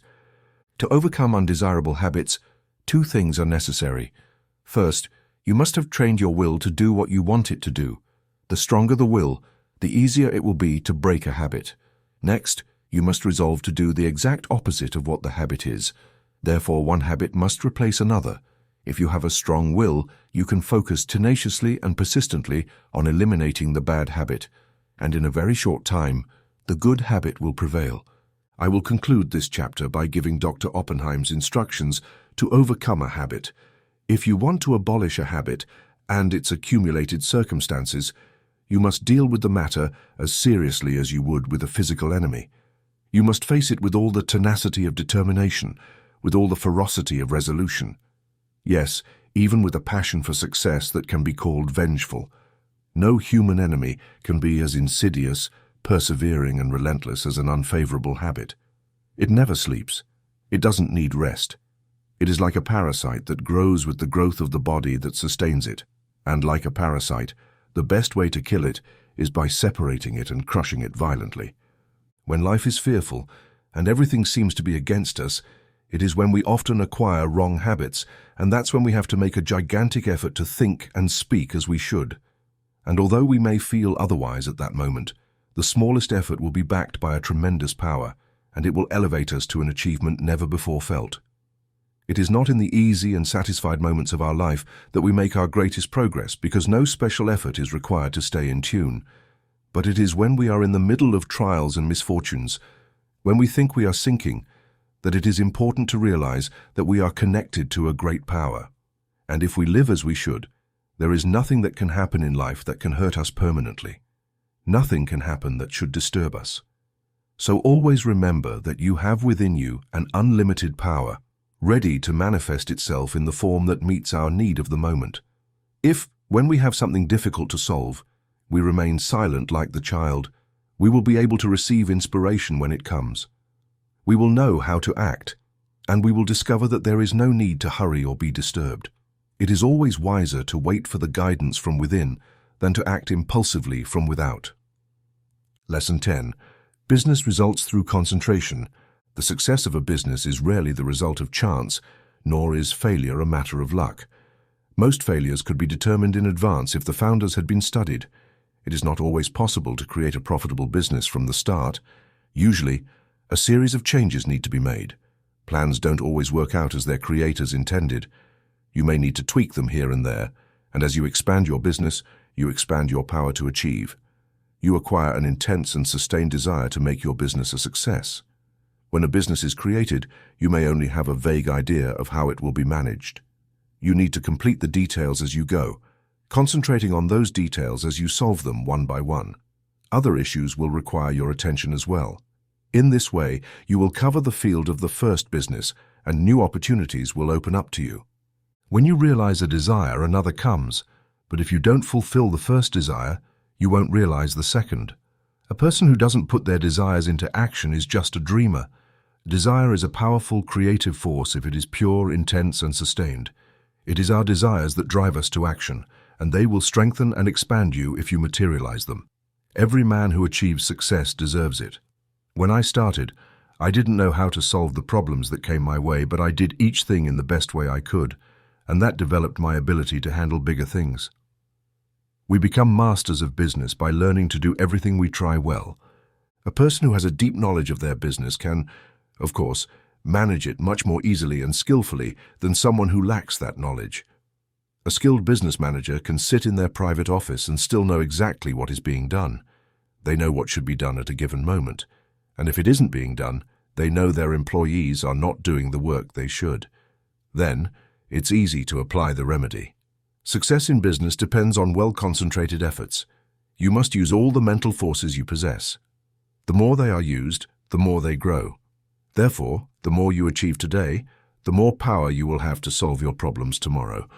If you work for someone else today and want to start your own business, think carefully about what you would like to do. Once you've decided what you want to do, you'll feel drawn to it. There is a law that opens the way to fulfilling your desires. Of course, behind your desire, you must put in the effort necessary to carry out your purpose. You must use your power to put your desires into effect. Once they are created and you maintain your determination for them to be fulfilled, you will work both consciously and unconsciously to make them materialize. Put your heart into your purpose, concentrate your thoughts on it, and direct your efforts with all your intelligence. In due time, you will achieve your ambition. Feel like a winner, believe that you are a winner, and put yourself in the attitude that attracts recognition and the current of thought, drawing to you what you need to become a winner. Don't be afraid of big enterprises.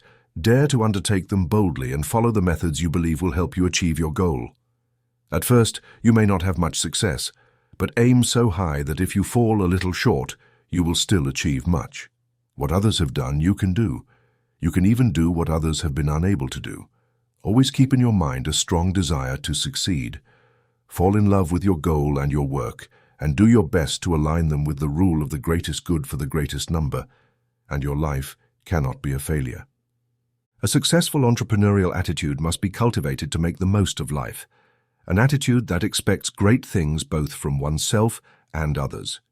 By itself, this attitude will often inspire people to do good and rise to the best that is within them. What counts in a long journey are not spasmodic bursts, but constant efforts. Bursts fatigue and make continuation difficult. Trust your opinion. It should be as good as anyone else's. When you reach a conclusion, stick to it. There should be no doubts or hesitations in your judgment. If you are not sure of every decision you make, you will be subject to doubts and fears that will make your judgment of little value. The person who decides based on what they believe is right, and who learns from every mistake, acquires a well-balanced mind that obtains the best results. They gain the trust of others and are known as someone who knows what they want, not someone who is constantly changing. The man of today wants to do business with the man he can trust. Uncertainty in the business world is increasingly seen in a bad light. Reliable companies want to do business with men of known qualities, with men of sound judgment and reliability. Therefore, if you want to start your own business, your best asset, with the only exception of a healthy body, is a good reputation. A successful business is not hard to build if we can concentrate all our mental forces on it. It is the person who is unsettled because they don't know what they want, who is doomed to failure. We often hear people say that business tests nerves, but it's the unsettling elements of worry and suspense that wear on the nerves, not the business itself. Running your own plans can cause fatigue, but enjoyment comes with rest. If there has been no unnatural tension, the powers of recovery replace the energy lost by properly attending to the work of each day. The ability to do greater work tomorrow is developed. It is this gradual development that makes the realization of big plans possible. The person who sets out to do something each hour of the day will get somewhere.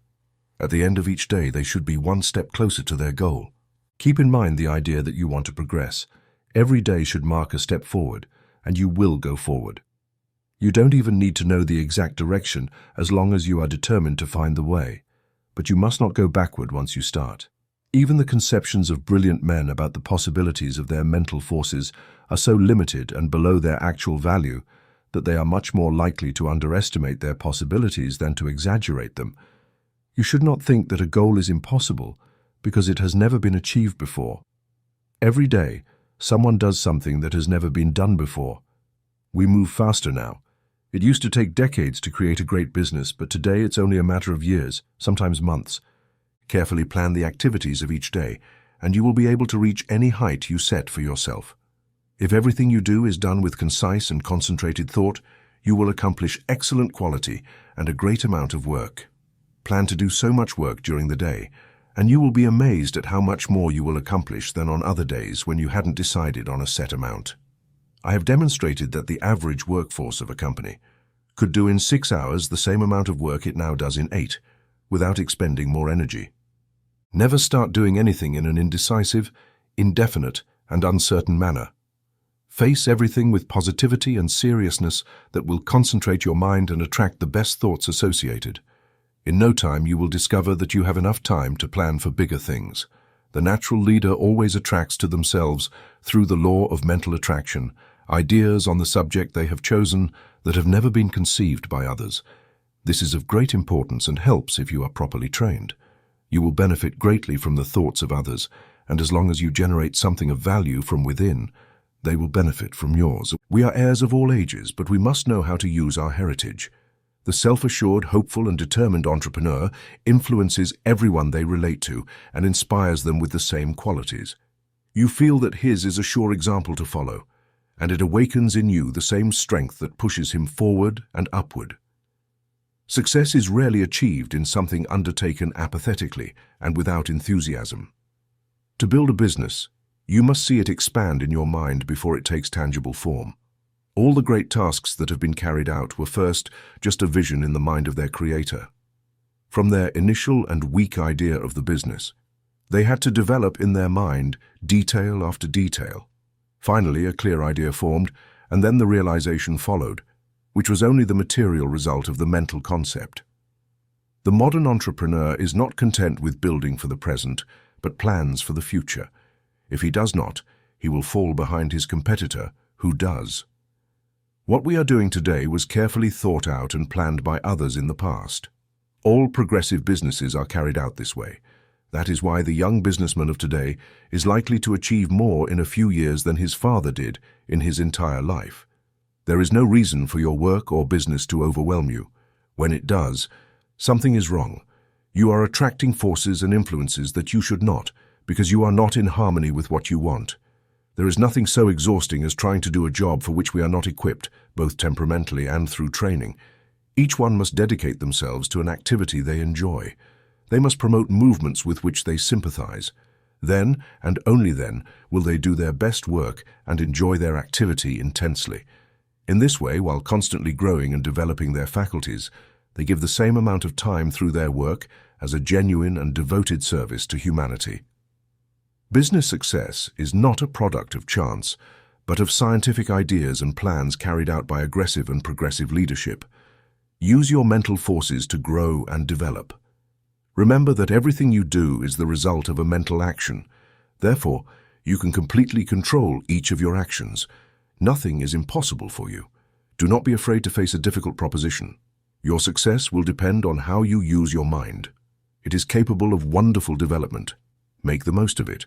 and you will not only develop yourself but also your associates. Try to expand the vision of those with whom you come into contact, and you will broaden your own perspective on life. If you're afraid of responsibilities, for the individual soul to develop, you must have responsibilities. You must manifest the omnipotence of the law of supply. The entire world is your legitimate sphere of activity. How far are you a conqueror? What have you done? Are you afraid of responsibility, or do you shy away from it, cower, or avoid it? If so, you are not a true man. Your higher self never trembles. So be a man and let the powers of your higher self manifest. You will discover that you have great strength, and you will feel better when you face difficult propositions. Lesson 11. Focusing on courage. Courage is the backbone of man. The man with courage is persistent. He affirms what he believes and puts it into practice. The brave man has confidence, attracting all the moral qualities and mental forces that form a strong man, while the man without courage attracts the qualities of a weak man: hesitation, doubt, instability of purpose. Therefore, you can see the value of focusing on courage. It is a vital element for success. The lack of courage creates financial, mental, and moral difficulties. When a new problem arises, instead of considering it something that must be achieved, the man or woman without courage looks for reasons why it cannot be done, and failure is naturally the inevitable result. This is a topic worthy of study. Consider everything at your disposal as a possibility, not just a mere probability, and you will achieve much. Because when you consider something impossible, you immediately attract all the elements that contribute to failure. The lack of courage destroys your self-confidence. It destroys that energetic and determined attitude so important for success. The man without courage unconsciously attracts everything that is despicable, weakening, demoralizing, and destructive. Then he blames his luck when he does not get the things he weakly desires.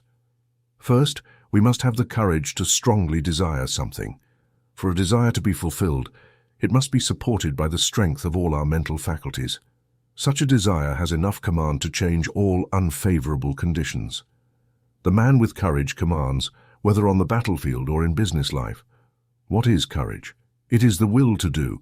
It requires no more energy to be brave than to be cowardly. It is a matter of proper training. In the right way, courage concentrates mental forces on the task to be done. Then it directs them thoughtfully, consistently, and deliberately, while attracting all the forces of success toward the desired end. Cowardice, on the other hand, dissipates our mental and moral forces, thus inviting failure. As we are creatures of habit, we must avoid people who lack courage. They are easy to identify by their habits of fear when facing new problems. The courageous man is never afraid. Start today with the idea that there is no reason why you should not be brave. If any fearful thought assaults you, dismiss it as you would a deadly snake. Get used to never thinking anything unfavorable for yourself or anyone else. When facing new or old difficulties, always keep the thought, "I am brave." Whenever a doubt crosses the threshold of your mind, discard it. Remember, you, as the master of your mind, control every one of your thoughts. Here is a good one to affirm. I often have courage because I desire it, because I need it, because I use it, and because I refuse to become weak as cowardice produces. There is no justification for the loss of courage. The ills that you will almost certainly be overwhelmed by without it are far greater than those that courage will help you face and overcome. You are right then, the moralist who says that the only thing to fear is fear itself. Never let another's opinion affect you. He cannot say what you are capable of doing. He does not know what you can do with your strengths. The truth is that you do not know yourself until you put yourself to the test. So how can another person know? Never let anyone judge you. Almost all marvelous achievements have been accomplished after proving conscientiously that they were impossible. Once we understand the law, all things are possible. If they were impossible, we could not conceive them. The moment you allow someone to influence you against what you believe is right, you lose that self-confidence that inspires courage and carries with it all the forces that create courage. The moment you begin to deviate from your plan, you begin to carry out someone else's thoughts, not your own. You become the directed, not the director. You abandon the courage and resolution of your own mind, and therefore lack what you need to sustain and carry out your work. Instead of being self-sufficient, you become timid, and this invites failure. When you allow someone else to influence your plan, you become incapable of judging as you should, because you have allowed the influence of another to rob you of your courage and determination without absorbing any of theirs in return. So, you are in a predicament very similar to what you would face if you gave away all your worldly possessions to others without receiving any value in return. Focus instead on the opposite of fear, on need, poverty, illness, etc. Never doubt your own ability. You have plenty if you use it. Many men fail because they doubt their own abilities, instead of building strong mental forces that would be of great use to them. Their fearful thoughts destroy them. Fear paralyzes energy, preventing us from attracting the forces that contribute to success. Fear is the worst enemy we have. Few people truly know that they can achieve much. They long to unleash all their faculties. But unfortunately, only rarely does one find a man aware of the great possibilities within him. When you believe with all your mind, heart, and soul that you can do something, you develop the courage to live firmly and confidently according to that belief. You've already come a long way toward achieving it. There will most likely be big and small obstacles in your way, but determined courage will overcome them. Nothing else will. Determined courage eliminates harmful and opposing forces by summoning even stronger forces to serve you. Courage is at your disposal. All you have to do is believe in it, claim it, and use it to succeed in business. Believe you will succeed, affirm that you will, and work like a beaver to make it so. Difficulties soon dissipate in the face of the brave. A man with courage can ignite the spirit of an entire army, whether military or industrial, because courage, like cowardice, is contagious. The man of courage overcomes the trials and temptations of life, prevails in success, makes sensible judgments, develops personal influence, and often becomes the mentor of the community he serves. How to overcome depression and melancholy? Both are harmful and make you unhappy. They are states that can be quickly overcome by focusing more closely on the higher self, for when you do, you cut off the connection to the currents of harmful forces. You can also dispel mood simply by choosing and focusing fully on a pleasant subject. Through willpower and control of thought, we can achieve anything we want to do. There is a wonderful power inherent within us, and there is never enough cause for fear except ignorance. Every evil is nothing more than the product of ignorance, and anyone who possesses the power to think has the power to overcome ignorance and evil. The pain we suffer from doing wrong is merely the lessons of experience, and the purpose of pain is to make us realize our ignorance. When we become depressed, it is a sign that our thinking faculties are combined inappropriately and therefore attract the wrong currents of force. All that needs to be done is to exercise willpower and focus on happy subjects. I will only think of subjects worthy of my higher self and its powers. Lesson 12. Focusing on wealth. It was never intended for man to be poor. When wealth is obtained under the right conditions, it expands life. Everything has its value. Everything has a good use and a bad use. The forces of the mind, like wealth, can be directed for good or for evil. A little rest will rejuvenate the forces, but too much rest will breed laziness and aimless, dreamy desires.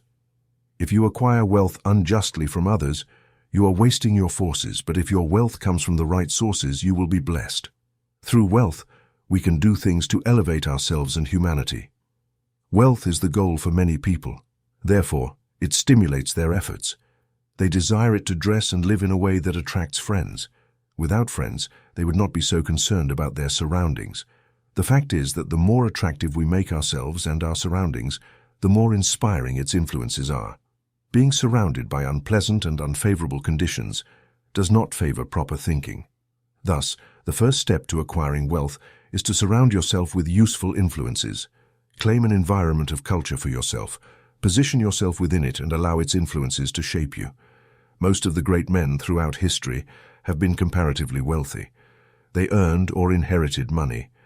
Without money, they could not have achieved what they did. It is unlikely that a man doing strenuous physical work will have the same elevated ideals as one who can enjoy comparative leisure. Wealth is often the result of effort. However, it is not the result of hard labor. Thousands of people work hard and never become rich, while others acquire wealth with much less effort. Seeing possibilities is another step toward acquiring wealth. A man may work as hard as possible, but if he does not use his mental forces, he will be a worker directed by a man who uses his mental forces effectively. No one can become rich in an ordinary life by merely saving income. Many people scrimp and economize their whole lives, but in doing so they waste all their vitality and energy. For example, I know a man who used to walk to work. It took him an hour and a half to get there and another hour to return. He could have taken a car and made it in 20 minutes, saving 10 cents a day, but he lost an hour and a half. It wasn't a very profitable investment unless the time spent on physical exercise brought him great benefits in terms of health. The same amount of time spent on a concentrated effort to overcome his unfavorable business environment could have firmly planted his feet on the path to prosperity. One of the biggest mistakes made by many people of the current generation is associating with those who don't manage to bring out or develop the best in themselves. When the social side of life is developed too exclusively, as often happens, and recreation or entertainment becomes the main focus of a person's life, they acquire habits of extravagance instead of economy, habits of wasting their physical, mental, moral, and spiritual resources instead of preserving them. As a result, they lack proper motivation. The powers and forces that God gave them are undeveloped, and inevitably they have poor judgment in all higher aspects of life. While regarding their financial fortunes, they are always the poorest, often a parasite, and always, if the opportunity arises, a greater consumer than producer. It seems to be part of the tragedy of life that these people must be taught such painful lessons before they can understand the forces of the laws and regulate their lives. Few benefit from others' mistakes. They must experience them themselves and then apply the knowledge acquired to rebuild their lives. Any man who has become someone in life has never done tedious work for long periods. He needs time to reflect. He doesn't do his tasks today the same way he did yesterday, but as a result of deliberate and concentrated effort, he constantly tries to improve his methods. The other day, I attended a lecture on prosperity. I knew the speaker had been practically ruined for 10 years. I wanted to hear what he had to say. He spoke very well and undoubtedly benefited some of his listeners, but he hadn't benefited from his own teachings. I introduced myself and asked him if he believed in his principles. He said yes. I asked if they had worked for him, but he said not exactly. I asked why, and he replied that he believed he was destined not to experience prosperity. In half an hour, I showed that man why poverty had always been his companion. He dressed poorly, gave his lectures in poor environments, and by his actions and beliefs, he attracted poverty. He didn't realize that his thoughts and his environment were exerting an unfavorable influence. I told him that thoughts are forces in motion, great powers. Thoughts of wealth attract wealth, so if you desire wealth, you must attract the forces that will help you achieve it. Your thoughts attract similar types of thoughts. If you have thoughts of poverty, you attract poverty. If you make up your mind that you will be rich, it will instill forces to help you. Many people believe that if they have money, it's easy to make more money. But this is not necessarily true. 90% of men who start in business fail. Money will not allow you to accumulate much more unless you are trained to seek and use good opportunities for investment. If you inherit money, you are most likely to lose it. But if you have earned it, not only do you know its value, but you have developed the ability to use it and make more. If you lose it, the key to business success today is foresight, good judgment, courage, firm resolution, and a determined purpose. But never forget that thought is a force as real as electricity. Let your thoughts be such that you send as much good as you receive. If you don't, you are not enriching others, and therefore you don't deserve to be enriched. The man who tries to get all he can from others without offering anything in return becomes so selfish and petty that he doesn't even enjoy his acquisitions. We see examples of these every day. What we take from others will in turn be taken from us. All obligations must be fulfilled with justice and righteousness. We cannot reach perfection until we fulfill all the obligations of our life. We are all aware of this, so why not willingly make a fair exchange for everything we receive? I repeat once more that both the first and last steps to acquiring wealth are surrounding yourself with good influences, good thoughts, good health, a good environment at home and in business, and successful partners. Cultivate, by all legitimate means, the knowledge of great caliber men. Put your mental vibrations in harmony with theirs. This will make your partnership not only pleasant but sought after, and when you have formed close friendships with men of wealth, clean and reputable, with faithful ones to invest your surplus earnings, no matter how small, until you have developed the initiative and commercial insight to manage your own investments successfully, through such partnerships, you will have found your place in life. If you have concentrated and correctly taken advantage of your opportunities, it will not be among petty men with guaranteed competition. You will be pleased to use a part of it to ease the path for those who follow you in reaching your position. Somewhere in every brain lies the energy that will get you out of that predicament and place you very high on the mountain of success if you can only use the energy. You know that gasoline in a car's engine does not move the car until the spark ignites the gasoline. The same happens with the human mind. We are not talking now about men of great genius, but about capable and average citizens. Each of them has in their brain the ability to overcome the word impossible and step into the successful land of beyond. Hope, self-confidence, and the determination to do something bring the spark that makes the energy work. Lesson 13. Can you focus, but will you? We all have the ability to focus, but will you? You can, but whether you do or not depends on you. One thing is being capable of doing something, and another is doing it. There is much more unused ability than there is used. Why aren't there more capable men doing something for themselves? There are relatively few successful men, but many ambitious ones. Why aren't there more? Cases may vary, but the blame is usually theirs. They've had opportunities, perhaps better than those of others, and they've taken advantage of them. What would you like to do that you're not doing? If you believe you should be doing better, why aren't you? Study yourself carefully. Know your defects. Sometimes it's just a trivial thing that stops one from diversifying and becoming a success. Discover why things haven't gone well for you. The cause of your failure. Did you expect someone to guide you or clear the way? If so, focus on a new line of thought. There are two things absolutely necessary for success: energy and the will to succeed. Nothing can replace them. Most of us won't have an easy path, so don't expect to find one. Hard blows develop our courage and moral resistance. People who live carelessly and indolently never have them. They have never faced the conditions and therefore don't know how to do so. The world is not better for them. We must create favorable conditions and expect them to happen on their own. It's not the man who says it can't be done, but the one who keeps going despite opposing advice and shows that it can be done, who arrives. Today, the Lord helps those who help themselves. This is a true saying. We climb the path to success by overcoming obstacles. Stumbles are nothing more than steps for the man who says, "I can and I will." When we see the disabled, the deaf-mute, the blind, and those with other disabilities achieve something in the world, the capable man should feel ashamed of himself if he doesn't. There is nothing that resists the strength of perseverance. The path that lies before us is not a clear sail, but all difficulties can be overcome if you think they can and focus on how to do it. But if you think the obstacles are insurmountable, of course you won't try, and even if you do, it will only be in an unenthusiastic way that accomplishes nothing. Have you ever embarked on something that you thought would be difficult, but then discovered it was easy? This happens many times. Things that seem difficult at first turn out to be easy to conquer once found. Therefore, begin your journey with the idea that the way will be clear for you, and if it's not, you will clear it. The help you will receive today, the great key to success, is doing what you've set out to do. Don't stray from your path unless you resolve to achieve what you've set out to.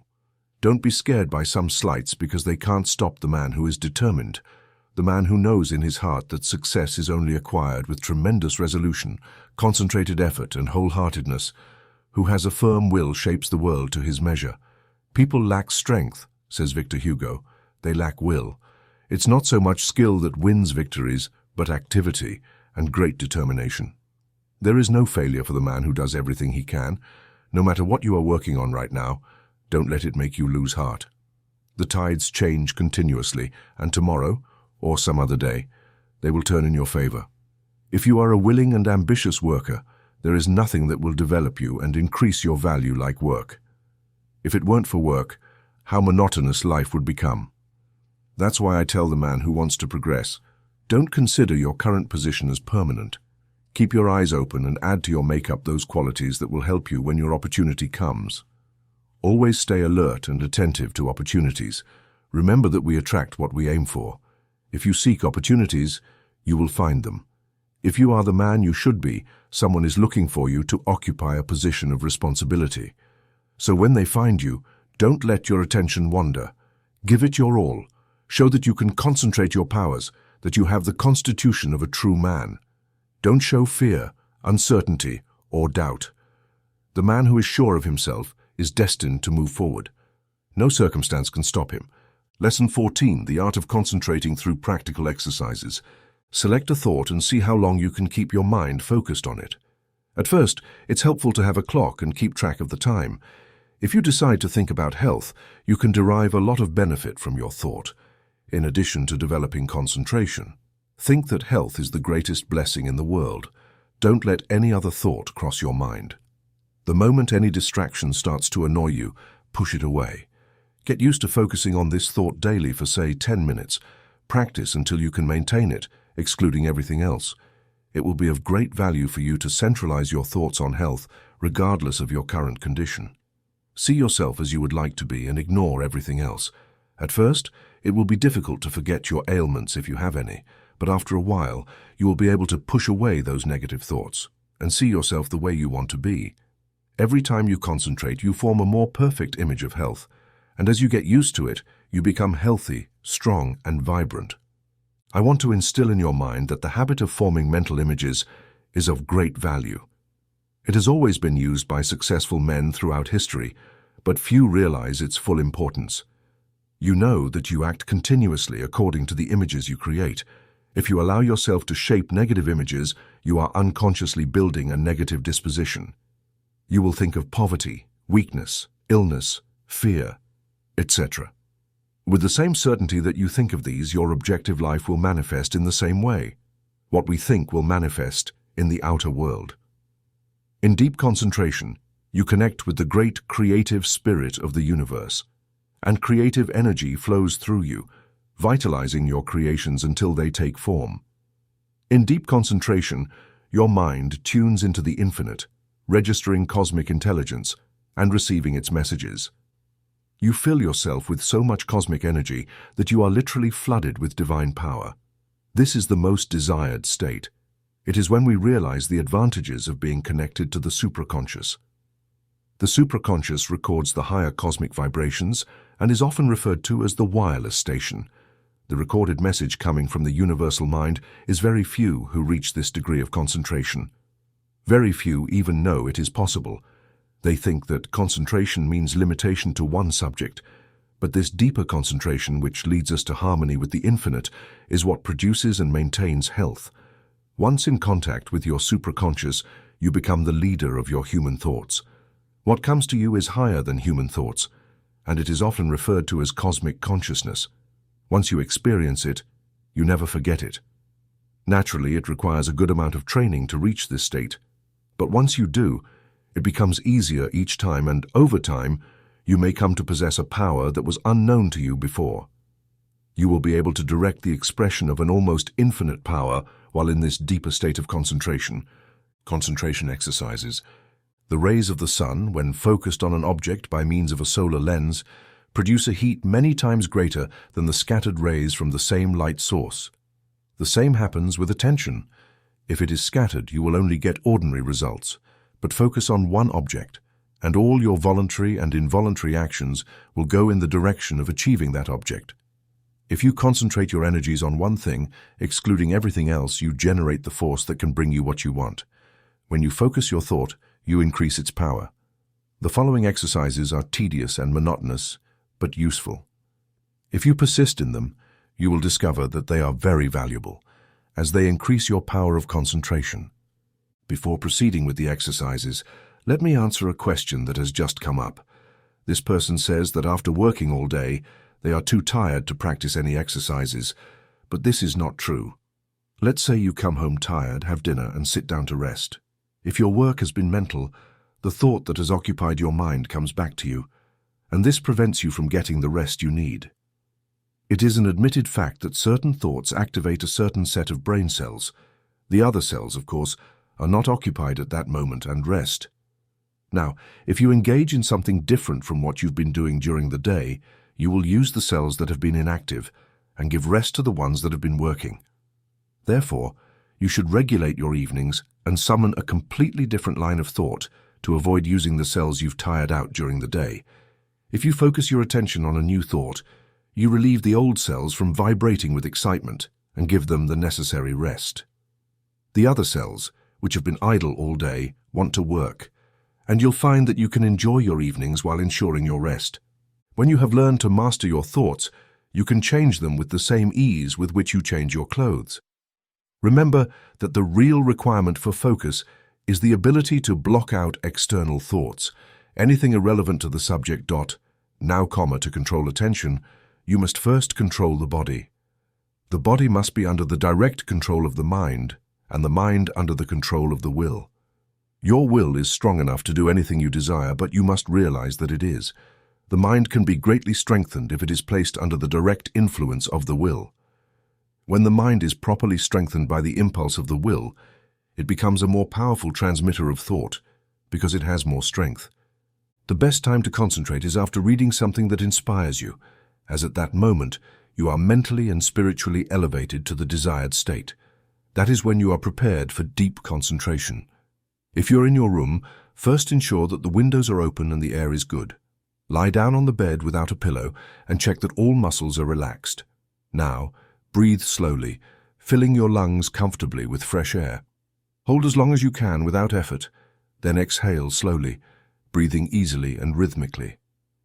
Breathe like this for 5 minutes, letting the divine breath flow through you, cleansing and rejuvenating every cell in your brain and body. You are now ready to continue. Now think about how calm and relaxed you are. You can feel excited about your state. Think that you are preparing to receive knowledge much greater than you have ever received. Now relax and let the Spirit work in and through you, helping you achieve what you desire. Do not let doubts or fears enter. Just feel that what you desire is going to manifest. Feel that it has already manifested. For the moment you desire that something be done, it is fixed in the world of thought. Whenever you concentrate, believe that it is a success. Keep this feeling and allow nothing to interfere, and soon you will discover that you have become the master of concentration. You will find that this practice will be of great value, and you will quickly learn to achieve anything you undertake. First, it will be necessary to train the body to obey the orders of the mind. I want you to gain control of your muscle movements. The following exercise is especially good for helping you acquire perfect control of your muscles. Exercise 1. Sit in a comfortable chair and see how still you can remain. It's not as easy as it seems. You will have to focus your attention and remain seated. Observe that you make no involuntary muscle movements. With a little practice, you will see that you are able to sit perfectly still for 15 minutes. At first, I advise sitting in a relaxed position for 5 minutes. Once you manage to remain perfectly still, increase the time to 10 minutes, then to 15 as long as necessary. But never strain to remain still. You must be completely relaxed. You will see that this habit of relaxation is good. Exercise 2. Sit in a chair with your head erect and your chin forward, shoulders back. Raise your right arm until it is level with your shoulder, pointing to the right. Look around only with your head, keeping your gaze fixed on your fingers, and keep your arm perfectly still for 1 minute. Do the same exercise with the left arm. When you are able to keep your arm perfectly still, increase the time until you can hold it for 5 minutes with each arm. Turn the palm of your hand down when it is extended, as it is the easiest position. If you keep your gaze fixed on the tip of your fingers, you will know if you are keeping your arm perfectly still. Exercise 3. Fill a small glass with water and hold it by the fingers. Place your arm directly in front of you. Now, fix your eyes on the glass and try to keep your arm so steady that no movement is noticeable. Do it first for a moment, then increase it to 5. Perform the exercise first with one arm, then with the other. Exercise 4. Observe yourself during the day and check that your muscles are not tensing or becoming stiff. See how calm and relaxed you remain. Notice your composure at all times. Cultivate a serene attitude rather than a nervous and tense appearance. This mental feeling will improve your posture and behavior. Stop unnecessary gestures and movements of the body as they indicate that you do not have proper control over your body. Once you gain control, notice how irritable people are who haven't gained it. I just evaluated a salesperson who had a part of his body constantly moving. I felt like telling him, "Do you know how much better you would look if you learned to speak with your voice instead of trying to express what you say with your entire body?" Notice the people who interview you, and you will see how they lack composure. Get rid of any habit of tensing or shaking any part of your body. You will see that you make many involuntary movements. You can quickly stop any of them simply by focusing your attention on the thought, "I won't do it." If you are in the habit of letting noises disturb you, just exert control when a door slams or something falls, etc. Think of them as exercises in self-control. You will find many exercises like these in your daily routine. The purpose of the previous exercises is to gain control over involuntary muscle movement, making your actions entirely voluntary. The following exercises are arranged to bring your voluntary muscles under the control of the will, so that your mental forces can control your muscle movements. Exercise 5. Bring your chair to a table, place your hands on it, and make fists. Keep the back of your hands on the table with the thumb folded over the fingers. Now, fix your gaze on your fist for a while. Then gradually extend your thumb, keeping all your attention focused on the act, as if it were of great importance. Then gradually extend the first finger, then the second, and so on until the rest are extended. Then reverse the process, closing the last open one first, then the rest. And finally, you will have the fist back in the original position, with the thumb closed over the finger. Do this exercise with your left hand. Continue this exercise, first with one hand, then with the other, until you have done it 5 times with each hand. In a few days, you can increase it to 10 times. The exercises above may tire you at first, but it's important that you practice these monotonous exercises so you can train your attention. They will also help you with your muscle movement. If this is not as expected, of course, you lose the purpose of the exercise. No matter what you are doing, imagine that it is your main goal in life. Imagine that nothing else in the world interests you more than what you are doing. Don't let your attention stray from the task at hand. Your attention will undoubtedly rebel, but control it, and don't let it control you. Once you conquer the rebellious attention, you will have achieved a victory greater than you realize at this moment. Many times afterward, you will be grateful that you learned to concentrate your full attention on the task at hand. Do not let any day pass without practicing concentration on some familiar object that is not interesting. Never choose an interesting object, as it requires less attention. The less interesting it is, the better the exercise will be. After a little practice, you will discover that you can focus your attention on dull subjects at will. The person who can concentrate can gain full control over their body and mind, and be the master of their inclinations, not their slave. When you can control yourself, you can control others. You can develop a will that will make you a giant compared to the person who lacks willpower. Test your willpower in different ways until you have it under such control that as soon as you decide to do something, you do it. Never settle for the spirit of, "I've done well enough." Always strive to the maximum. Never settle for anything less. Once you achieve this, you will be the person you are destined to be. Exercise 6. If concentration enhances the sense of smell, when you go for a walk or drive through the countryside or pass by a flower garden, focus on the scent of the flowers and plants. See how many different types you can detect. Then choose one in particular and try to perceive it exclusively. You will see that the sense of smell intensifies considerably. This differentiation, however, requires a particularly attentive attitude. When developing the sense of smell, you must not only keep away from thoughts unrelated to the scent, but also exclude knowledge of any other smell except the one your mind is focused on at the moment. You will find many opportunities to practice exercises to develop the sense of smell when you are outdoors. Stay alert to the different smells. You will find the air filled with all kinds of scents, but let your concentration on the selected one be such that a fragrance from it, years later, will vividly remind you of the circumstances of this exercise.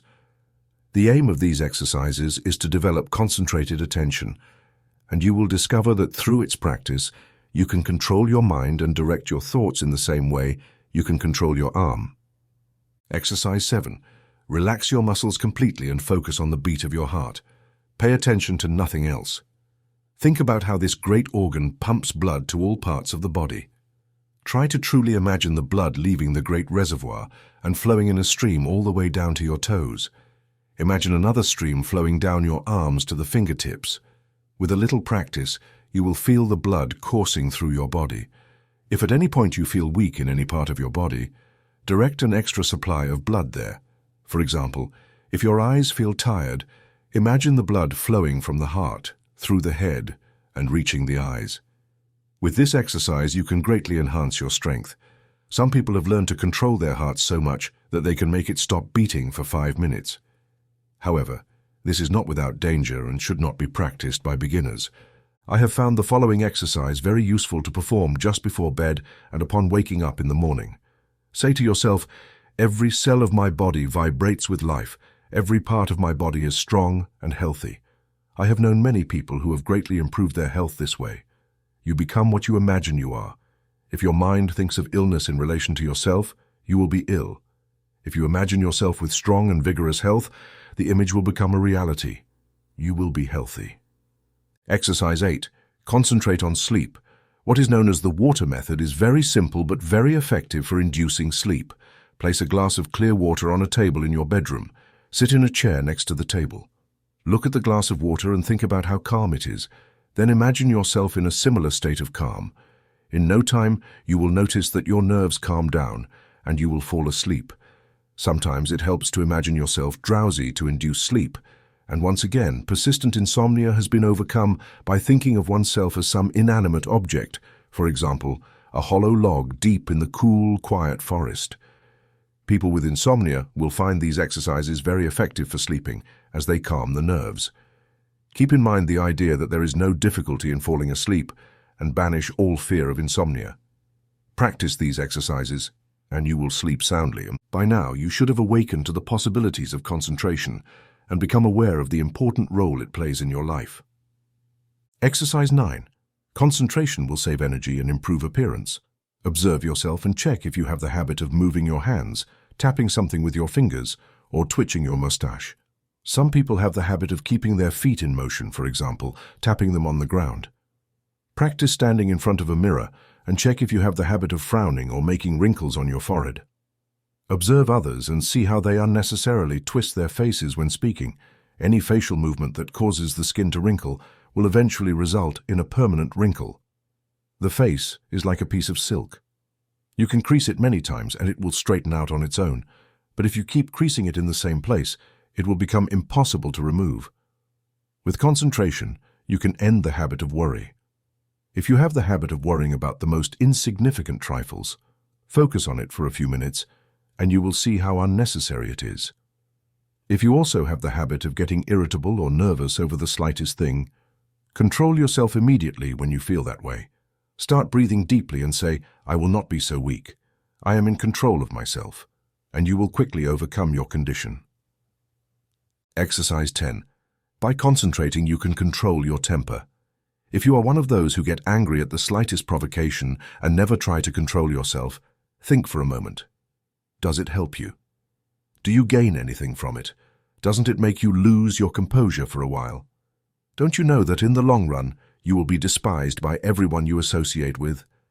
Everyone makes mistakes, and instead of getting angry at the ones who make them, just tell them, "Be more careful next time."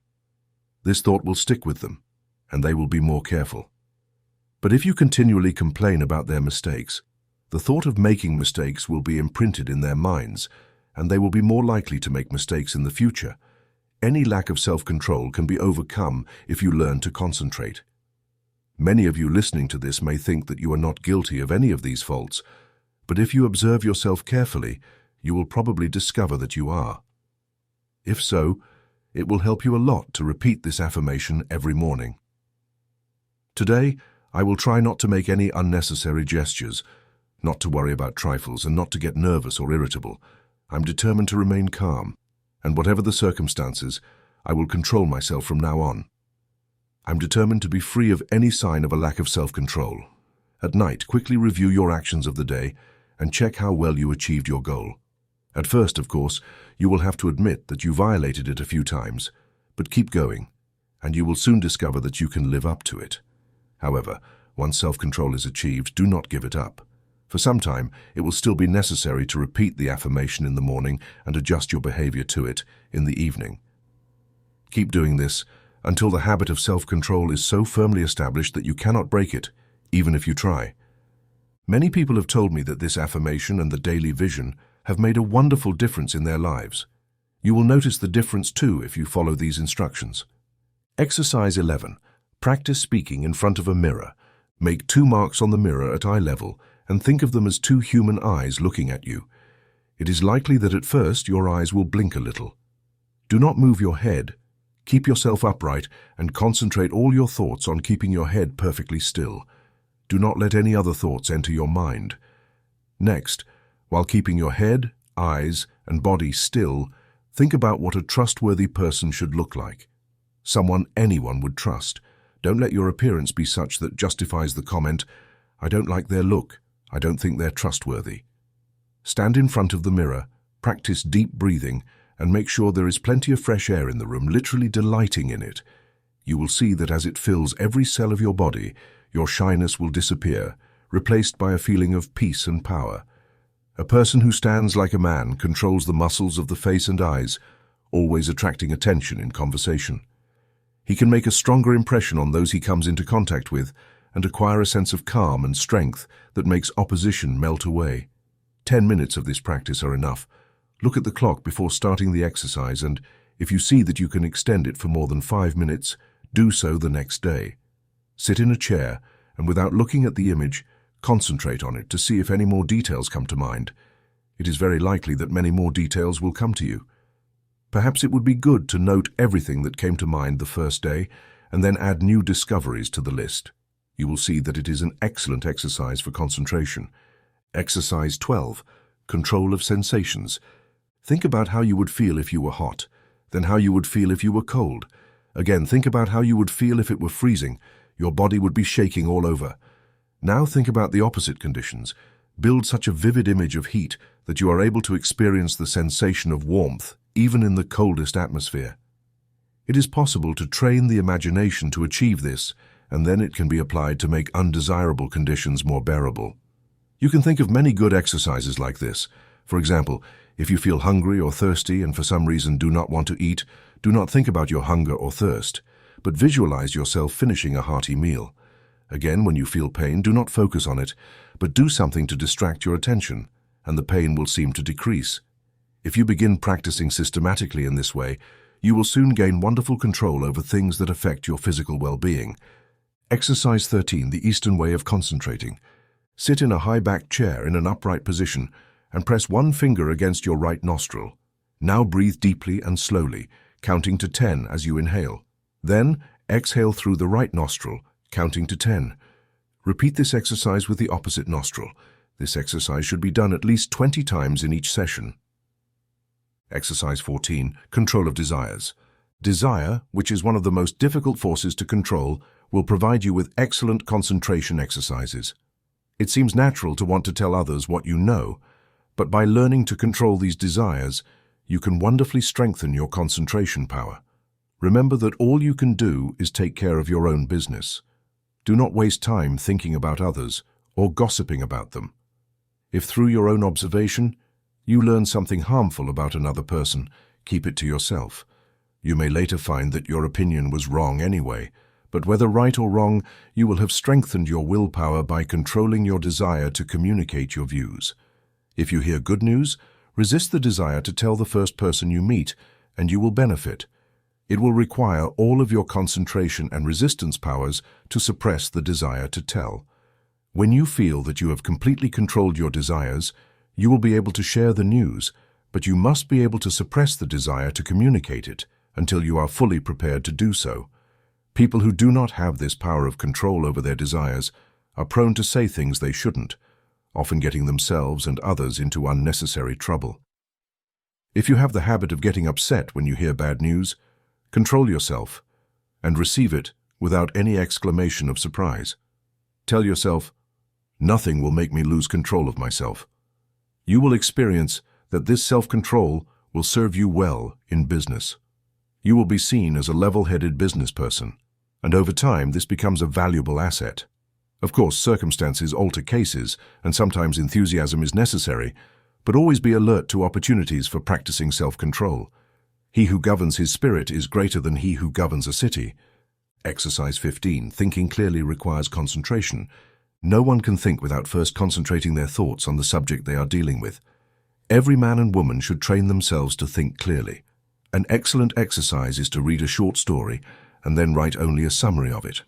Read an article in the newspaper and see how few words you can use to express it. Read an article to retain only the essentials. It requires maximum concentration. If you are unable to write what you read, you will know that your concentration is weak. Instead of writing it, you can express it orally if you wish. Go to your room and express it as if you were speaking to someone. Exercises like this will be very helpful for developing concentration and learning to think. After practicing some of these simple exercises, read a book for 20 minutes and then write what you read. It is likely that at first you won't remember many details, but with a little practice you will be able to write a good account of what you read. The greater the concentration, the more precise the account. When you have little time, it is useful to read only a short sentence and try to write it word by word. Once you can do this, read 2 or more sentences and treat them similarly. This practice will yield great results if you keep it up until the habit is formed. If you spend your free time practicing exercises like the ones suggested, you can acquire wonderful concentration power. You will notice that to remember each word of a sentence, you must keep out all thoughts, except the one you wish to remember. And this power of inhibition alone will more than compensate for the inconvenience of the exercise. Of course, success in all of the above depends greatly on cultivating the power of imagination or visualization through concentration. As a writer expresses it, let the mountains we hear about come to us, and the rivers we read about roll at our feet. Exercise 16. Concentration overcomes bad habits. If you have a habit you want to get rid of, close your eyes and imagine that your true self is before you. Now, try the power of affirmation. Tell yourself, you are not weak. You can let go of this habit if you want. This habit is bad and you want to leave it. Imagine that you are another person giving you this advice. It is a very valuable practice, and over time, you will see yourself as others see you. The habit loses its power over you and you are free. If you form a mental image of controlling yourself as another person would, you will love breaking free of bad habits. I have known many men who have broken such habits this way. Exercise 17. Concentration on the clock. Sit in a chair and place a clock with a second hand on the table. Follow the movement of the second hand with your eyes. This is a very good exercise when you have only a few minutes. If you are able to keep any other thought subordinated to it in the stream of consciousness, it can be difficult to do, especially since the second hand is not particularly interesting. However, the extra effort of willpower required to accomplish this is where its value lies. Always try to stay as still as possible during these exercises. In this way, you can control your nerves, and this calming effect is very beneficial for them. Exercise 18. Concentration by faith. Believing in the power of concentration is, of course, very important. I didn't place this exercise at the beginning where it belongs because I wanted you to know that you can learn to concentrate if you have practiced the previous exercises. Now you have developed this power of concentration to a considerable degree and therefore have faith in the power of concentration. But you can still become an even stronger believer in it. Let's say you have a desire or longing that you want fulfilled, or you need some special advice. First, clearly imagine what you desire, then focus on achieving it. Have absolute faith that your desires will come true. Believe that, according to your belief, it will be fulfilled. Never at this moment try to analyze the belief. Don't worry about the reasons. You just want to achieve what you desire, and if you concentrate on it in the right way, you will achieve it. A word of caution. Never think that you will fail, but instead imagine that what you want is already yours, and surely it will be. Self-doubt. Do you ever feel self-doubt? If so, ask yourself what it is that you doubt.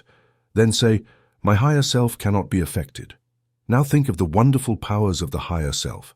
There is a way to overcome all difficulties, and it is a delight for the human soul to do so. Instead of wasting the precious strength of thought, fearing an interview or unpleasant event, spend the time and focused thought on how to make the best of the interview or event, and you will find that it will not be as unpleasant as you thought it would be. Most of our problems are nothing more than imaginary, and it is the mental habit of fearing them that really acts like a magnet, attracting what is actually coming to you. Your bad circumstances are created or attracted by your own negative thoughts, fears, and mistakes, and they are a means of teaching you to triumph over all evils by discovering what is inherent in yourself. It will be helpful for you to overcome self-doubt by stopping to think about why you are concentrating your energies, and by doing so, you will connect more closely with the higher self that never doubts. Lesson 15. Concentrating to avoid forgetting. A man forgets because he does not concentrate his mind on his purpose, especially when he first conceives it. We only remember what makes a deep impression on us. This is why we must first deepen our impressions by associating certain ideas in our minds that are related to them. Let's say a woman gives her husband a letter to mail. He doesn't think about it, but automatically puts it in his pocket and forgets about it. When the letter is given to him, he should have told himself, "I'm going to send this letter. The mailbox is on the next corner, and when I pass by it, I will have to drop this letter off." That would have allowed him to remember the letter the moment he reached the mailbox. The same rule applies to more important things. For example, if you are told to visit Mr. Smith while you have lunch today, you won't forget if, when given the instruction, you tell yourself something like the following: "When I reach the corner of Blanc Street on my way to lunch, I will turn right and visit Mr. Smith." In this way, the impression is made, the connection is established, and the vision of the associated task becomes clear. What's important is to deepen the impression at the very moment it enters the mind. This is possible not only by concentrating the mind on the idea, but by surrounding it with every possible association of ideas, so that each forces the others. The mind is governed by laws of association, such as the law that ideas entering the mind simultaneously emerge together, each helping to recall the others. The reason people can't remember what they want is that they haven't concentrated their minds enough on their purpose at the moment the thought was formed. You can train yourself to remember in this way by concentrating your attention on your purpose according to the laws of association. Once this habit is formed, attention easily focuses and memory is easily trained. Then, your memory, instead of failing you in crucial moments, will become a valuable asset in your daily work. Memory concentration exercise. Choose a picture and place it on a table. Look at it for 2 minutes, concentrating your attention on this image and observing every detail. Then close your eyes and check how much you can remember about it. Think about what the image represents, whether it is a good theme, if it looks natural, and think about the objects in the foreground, the center, and the background, as well as details of color and shape. Now, open your eyes and focus on correcting every error. Close your eyes again and observe how your mental image becomes much more accurate. Practice until your mental image corresponds entirely with the original. Nature is a wonderful instructor, but very few realize that when we come into contact with nature, we discover ourselves. By listening to its voice with that curious inner sense of ours, we learn the unity of life and awaken our own latent powers. Few realize that the simple act of listening and concentrating is our greatest inner power, as it brings us into close contact with the highest aspect of ourselves, just as our other senses connect us with the rougher side of human nature. The closer we live to nature, the more developed this sense is. So-called civilization has overdeveloped our senses at the expense of this one. Children unconsciously realize the value of concentration. For example, when a child faces a difficult problem and reaches a point where they mentally feel incapable of solving it, even though they try with all their strength, they pause and stay still, resting on their elbow, apparently listening. Then you will see, if you are watching, that they suddenly light up and continue happily, completing their task. A child instinctively but unconsciously knows that when they need help, they must be still and concentrate. All great people concentrate and owe their success to it. The doctor reflects on the symptoms of a patient, waits, and listens for inspiration. Although they may not be conscious of it, those who diagnose in this way rarely go wrong. An author thinks about their argument, retains it in their mind, then waits, and the inspiration comes. If you want to be able to solve difficult problems, you must learn to do the same. Lesson 16. How concentration can fulfill your desire. It is a spiritual law that the desire to do something necessarily implies the ability to do it. You've all read about Aladdin's lamp, which achieved such marvelous things. This, of course, is just a fairy tale, but it illustrates the fact that man has within himself the power, if he is able to use it, to fulfill all his desires. If you are not able to fulfill your deepest longings, it is time to learn how to use the powers that God has given you. Soon you will become aware that you have latent powers within you, capable, once developed, of revealing invaluable knowledge and unlimited possibilities for success. Man should have everything in abundance, not just the substance to live, as so many do. All natural desires can be fulfilled. It would be a mistake for the infinite to create desires that could not be satisfied. The very soul of man lies in his power to think, and therefore it is the essence of all created things.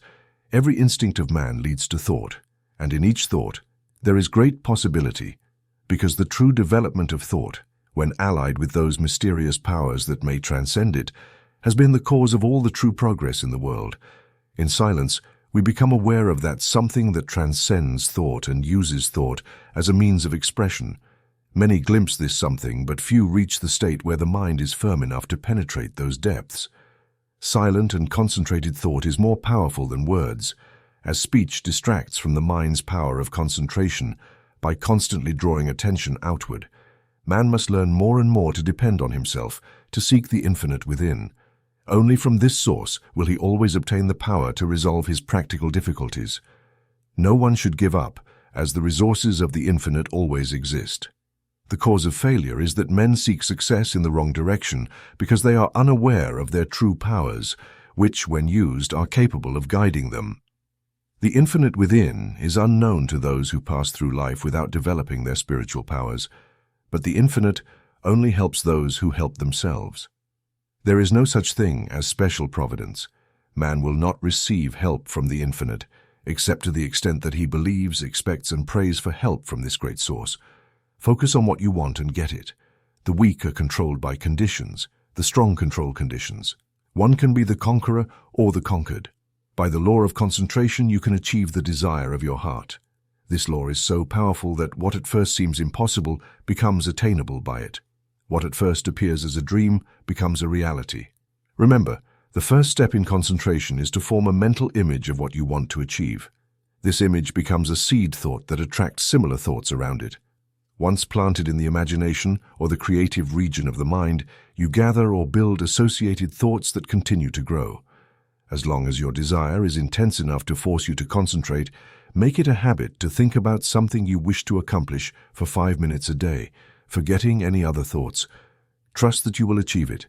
Think that all obstacles in your path will be overcome and that you will rise above any environment.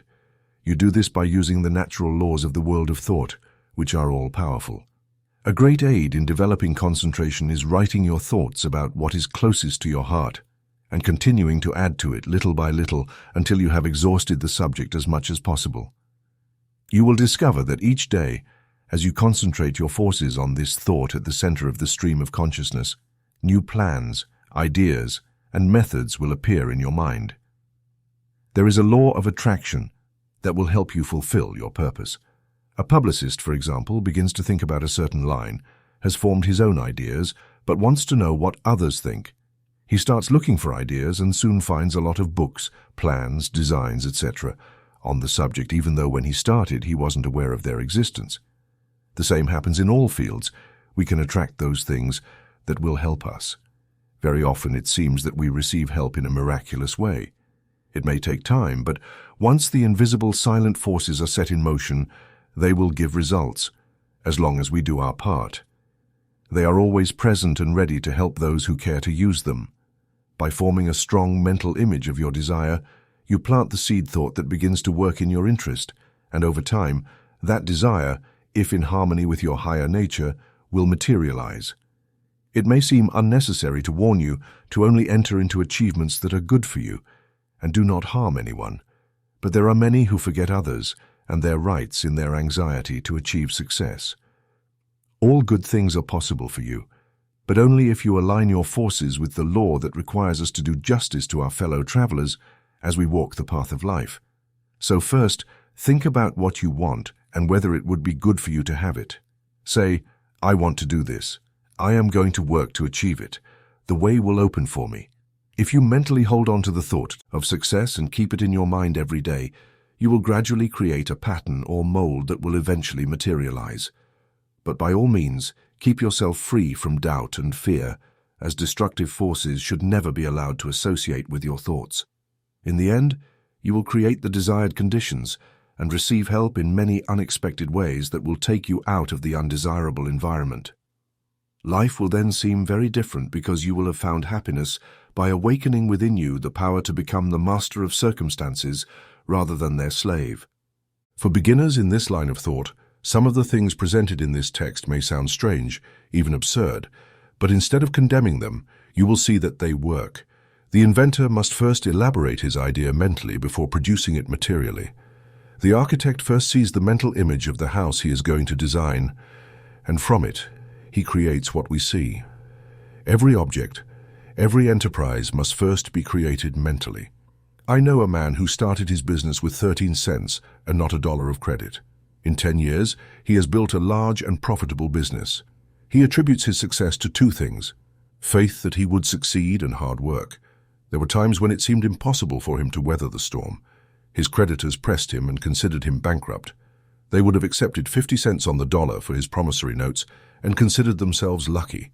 But by maintaining a bold attitude, he managed to get an extension when he needed it.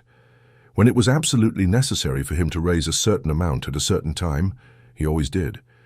When he had to deal with large bills, he made sure that the people who owed him paid by a certain date, and they always did. Sometimes he did not receive his check until the last mail of the extension day, and I know that he sent a check, expecting to receive a check from one of his clients the next day. He had no other reason but his belief in the power of influencing another person's mind through concentrated thought to expect that check. But he was rarely disappointed. You just have to put in the concentrated effort needed, and you will receive wonderful help from sources unknown to you. Remember the mystical words of Jesus, the Master. Whatever you desire when you pray, pray as if you have already received it, and you will have it. Lesson 17, Ideals Developed by Concentration. Through our misery, agitation, and struggle, the desired ideal shines, and the longing shapes in clay what life sculpts in real marble. We often hear of people as idealists. The fact is, we are all idealists to some extent, and the ideals we imagine depend on our final success. You must have the mental image to produce the material. Everything is created first in the mind. When you control your thoughts, you become a creator. You receive divine ideas and adapt them to your individual needs. All things in this world are to you what you believe they are. Your happiness and success depend on your ideals. You are responsible for every state you pass through, whether consciously or unconsciously. The next step you take determines the next one. Remember, this is a valuable lesson. If you focus on each step you take as you move forward, you will save yourself many unnecessary steps and can choose a straight path instead of a winding one. Focus on your ideals, and they will become material realities. Through concentration, we bring our ideals to life in the physical world. Your future depends on the ideals you are forming now. Your past ideals determine your present. Therefore, if you want a bright future, you must start preparing for today. If people realize that they can only hurt themselves, that when they seemingly hurt others, they are actually hurting themselves, what a different world this would be. We say a man is as changeable as the weather. What we mean is that his ideals change every time. When you change the ideal, you think differently and become a rudderless boat in the ocean. Therefore, realize the importance of holding on to your ideal until it becomes reality. You wake up in the morning, determined that nothing will make you lose your nerve. This is your ideal of a person with true strength and poise. Something happens that completely disturbs you, and you lose your composure. For a moment, you forget your ideal. If you had only thought for a second about what a composed person means, you would not have gotten upset. You lose your poise when you forget your ideal. Every time we allow our ideals to shatter, we also weaken our willpower. Holding on to your ideals develops willpower. Don't forget that. Why do so many men fail? Because they do not hold on to their ideal until it becomes a mental habit. When they concentrate on it, excluding all else, it becomes reality. I am what I think I am. Ideals are reflected from the invisible spirit. The laws of matter and spirit are not the same. One may be broken, but not the other. To the extent that ideals are maintained, your future will be secured. Man was never meant to suffer. He brought it upon himself by disobeying the laws of nature. He knows them and cannot claim ignorance. Why does he break them? Because he does not pay attention to the ideals he receives from the infinite spirit. Life is nothing more than a continuous unfolding, and it can be happy at every step of the way, or miserable, depending on your choice. Everything depends on how we entertain those silent whispers that come from an unknown source. We cannot hear them with our mortal ears, but from the silence, they come as though they were dreams, not just for you or me, but for everyone. Thus, we receive the greatest thoughts to either use or abuse, and so don't search for noble thoughts in treasured volumes, but inside yourself, and the bright and radiant vision will come to life now and in the future. By dedicating some hours to concentrated, constant, and persistent reflection, you must study yourself and your weaknesses. No one jumps over a fence hoping to be on the other side. They have to climb. No man gets out of the rut of a boring, tedious, monotonous life simply by wishing to get out. You must dig. If you stand still or retreat, something is wrong. You are the one who must figure out what is wrong. Do not think that you are neglected or misunderstood or unappreciated. These thoughts are thoughts of failure. Think well, the men who have achieved what you envy achieved it through hard work. Do not pity or criticize yourself. You know that the only thing you have to rely on in the world is yourself. Lesson 18, Mental Control Through Creation. I recently attended an inventor's banquet. Each inventor gave a brief talk about something they believed would be achieved in the future. Many necessary things were discussed. One inventor talked about the possibilities of wireless telephones. He said that distance would soon be annihilated. He believed that soon we would be able to speak to the man in the submarine 40 fathoms below the surface, 1,000 miles away. When he finished, he asked if anyone doubted what he had said. No one said anything. It was not a case of polite tact, as inventors like to argue, but a case where none of the attendees truly doubted that the inventor's vision would materialize in the future. These clever men, some geniuses, all believed that in time we would be able to talk to those 1,000 miles away without any communication mediums. Now, if we can create such a marvelous instrument that allows us to send wireless messages 1,000 miles away, is there any reason we cannot, through mental control, transmit messages from one person to another? The wireless message should not be harder to send than projected thought. The day will come when all businesses will employ highly developed people to send influences.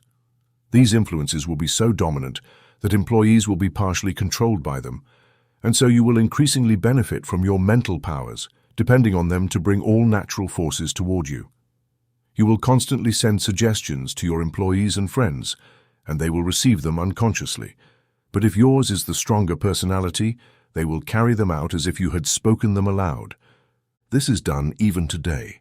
A well-organized company ensures the combined effort of all its men. Each one may perform a different kind of work, but all work to achieve the best results. The whole atmosphere is imbued with a high level of work. Everyone feels they must give their best. One could not be in such an environment and settle for doing anything less than their best work. A company will only succeed to the extent that the efforts of everyone are coordinated toward the same goal. At least one person must lead them toward the desired end. The person at the head does not need to indicate exactly what steps others should take, but must possess the mental power to control others. Today, a modern business letter is not written casually or vulgarly. The writer tries to convey something they believe will interest the recipient. In this way, a receptive spirit is awakened. Sometimes, just adding 1 or 2 words can turn a practical letter into one that compels a response. It is not always the content of a letter, but the spirit that it breathes that produces results. That intangible something that defies analysis is the projected thought of the master, which brings the harvest it claims. But we should not always claim success just for ourselves. If you wish for a friend or relative to succeed, think that they are succeeding. Imagine them in the position you would like to see them in. If they have a weakness, wish for it to be strengthened. Think that their defects, which belong to their negative nature, are replaced by positive qualities. Spend part of your day sending them uplifting thoughts. In this way, you can awaken their mental faculties, and once awakened, they will impose themselves and claim what is theirs. We can achieve much more than many of us are willing to believe by sending others our direct, positive, and controlling suggestions of leadership. But whether a man succeeds or not is largely determined by how he acts upon the suggestions he receives. We either move forward or backward. We never stay still. Every time we achieve something, it gives us the ability to do greater things. The greater the attempt made, the greater the achievements in the future. As a company grows, the head of the company must grow as well. He must move forward and always be the influence that guides. Through his power of control, he inspires confidence in those associated with him. Often employees are superior to their bosses in some qualities, and if they had studied instead of neglecting their development, they could have been leaders with more dominant influence than those they serve. Through your mental power, you can generate enthusiasm and the spirit of success in another, which somehow provides a boost to do something worthwhile. In concentrated mental control, there is a latent power more potent than physical strength. The person realizes that the attitude of the mind has the power to control, direct, and govern other forces. One has placed oneself in an attitude capable of acquiring what they desire. All, no matter how strong we are affected by the mental forces of our environment. No one can remain neutral to influences. The mind cannot free itself from the forces of a place. If the environment of your workplace is not helpful, it will be harmful. That is why a change of position often does a lot of good for a person. No one is meant to live alone. If you lock yourself away with your own thoughts, you suffer from mental starvation. The mind becomes narrow and mental faculties weaken. Living alone often causes some of the mildest forms of madness. Children do not play only with those of their age, but relate to older people and adopt their actions. The same happens with older people. If they associate with younger people, they adopt the spirit of youth. If you want to preserve your youth, you need the influences of youth. Like attracts like. Everywhere in the world, the element of thought plays a significant role in our lives. Every business should not only demand physical effort, but also mental effort. There must be coordination of thought. All employers must try to get employees who think similarly. They will work in full harmony with one another and understand each other better. This allows them to help one another, which would be totally impossible if they did not sympathize with each other. This is what constitutes a perfect organization that directs and influences everyone toward a single goal. Instead of each person being a separate unit, each is like a spoke in a large wheel. Each member carries their own load and would not think of avoiding it. Anyone working in such an environment will not be able to avoid giving their best. All great leaders must be able to inspire this cooperative spirit. First, they secure help through their mental control. Then, they make their helpers realize the value of mental control. Soon, a close bond is created between them. They work toward a single objective and benefit from their combined effort. The result is that they accomplish much. If your company is led with the right spirit, you can instill your thoughts and ideas in your employees. Your methods and ideas become theirs. They don't know it, but your mental forces are shaping their work. They are as certain of producing results as any physical force in nature. The modern employer of the future will strive for his employees to think and reason better. He will not want them to become depressed or discouraged. There is time, and instead of wasting it, he will strive to make them employ it in concentrated effort that will be beneficial for both the employer and the employee. There must be more of a spirit of justice in the businesses of the future. I know of a company that does not hire an employee until they have filled out a blank application form. Undoubtedly, those who fill it out may think it is foolish, but it is not. A capable manager can examine this blank application and almost tell whether the applicant will fit into the management. The main thing the manager wants to know is the applicant's ability to make a cooperative effort. He wants people who have faith in themselves. He wants them to realize that when they talk about misfortunes and get sad, they are likely transmitting the same depressing influence to others. The modern manager wants to avoid hiring employees who hinder themselves. You must realize that every moment you spend thinking about your past difficulties, every moment you spend in bad company, is attracting everything that is bad. It is attracting influences that must be shaken off before you can move forward. Many companies prefer to hire employees who have never worked before so that they have nothing to unlearn. They don't receive training, but they don't have bad business habits to overcome. They are more easily oriented and better grasp new methods because they are not contrary to what they have already learned. They are immediately put on the right track, and as they cooperate easily, they receive mental support from management to learn the perfected methods. This inspires confidence in themselves, and they soon become efficient workers, eventually qualified. Most large companies today employ efficiency experts. Every day or every week, they are in a different department. They earn their money because they familiarize people with very little business experience with plans that the expert has spent years and much money perfecting. The attitude we adopt has much more to do with our success than most of us believe. We must be able to generate those forces that are useful. There is a wonderful power in controlled and projected thought, and through concentration, we must develop that power to the greatest extent possible. We are surrounded by many forces of which we know very little for the time being. Our knowledge of them is going to increase wonderfully. Every year we learn more about these psychic forces that are full of possibilities, of which we are not even vaguely aware. We must believe in mental control, learn more about it, and use it if we want to master these higher powers and forces that undoubtedly will direct the lives of countless future generations. Lesson 19. Development of a concentrated willpower new method. In this chapter, you will find a very effective and practical method for developing willpower. You can develop strong willpower if you want to. You can make your will a dynamo to attract incalculable power to you. Exercises are provided that, if practiced, will strengthen your will, just as athletic exercises would strengthen your muscles. To start doing anything, we must first start from elementary principles. Simple exercises will be given.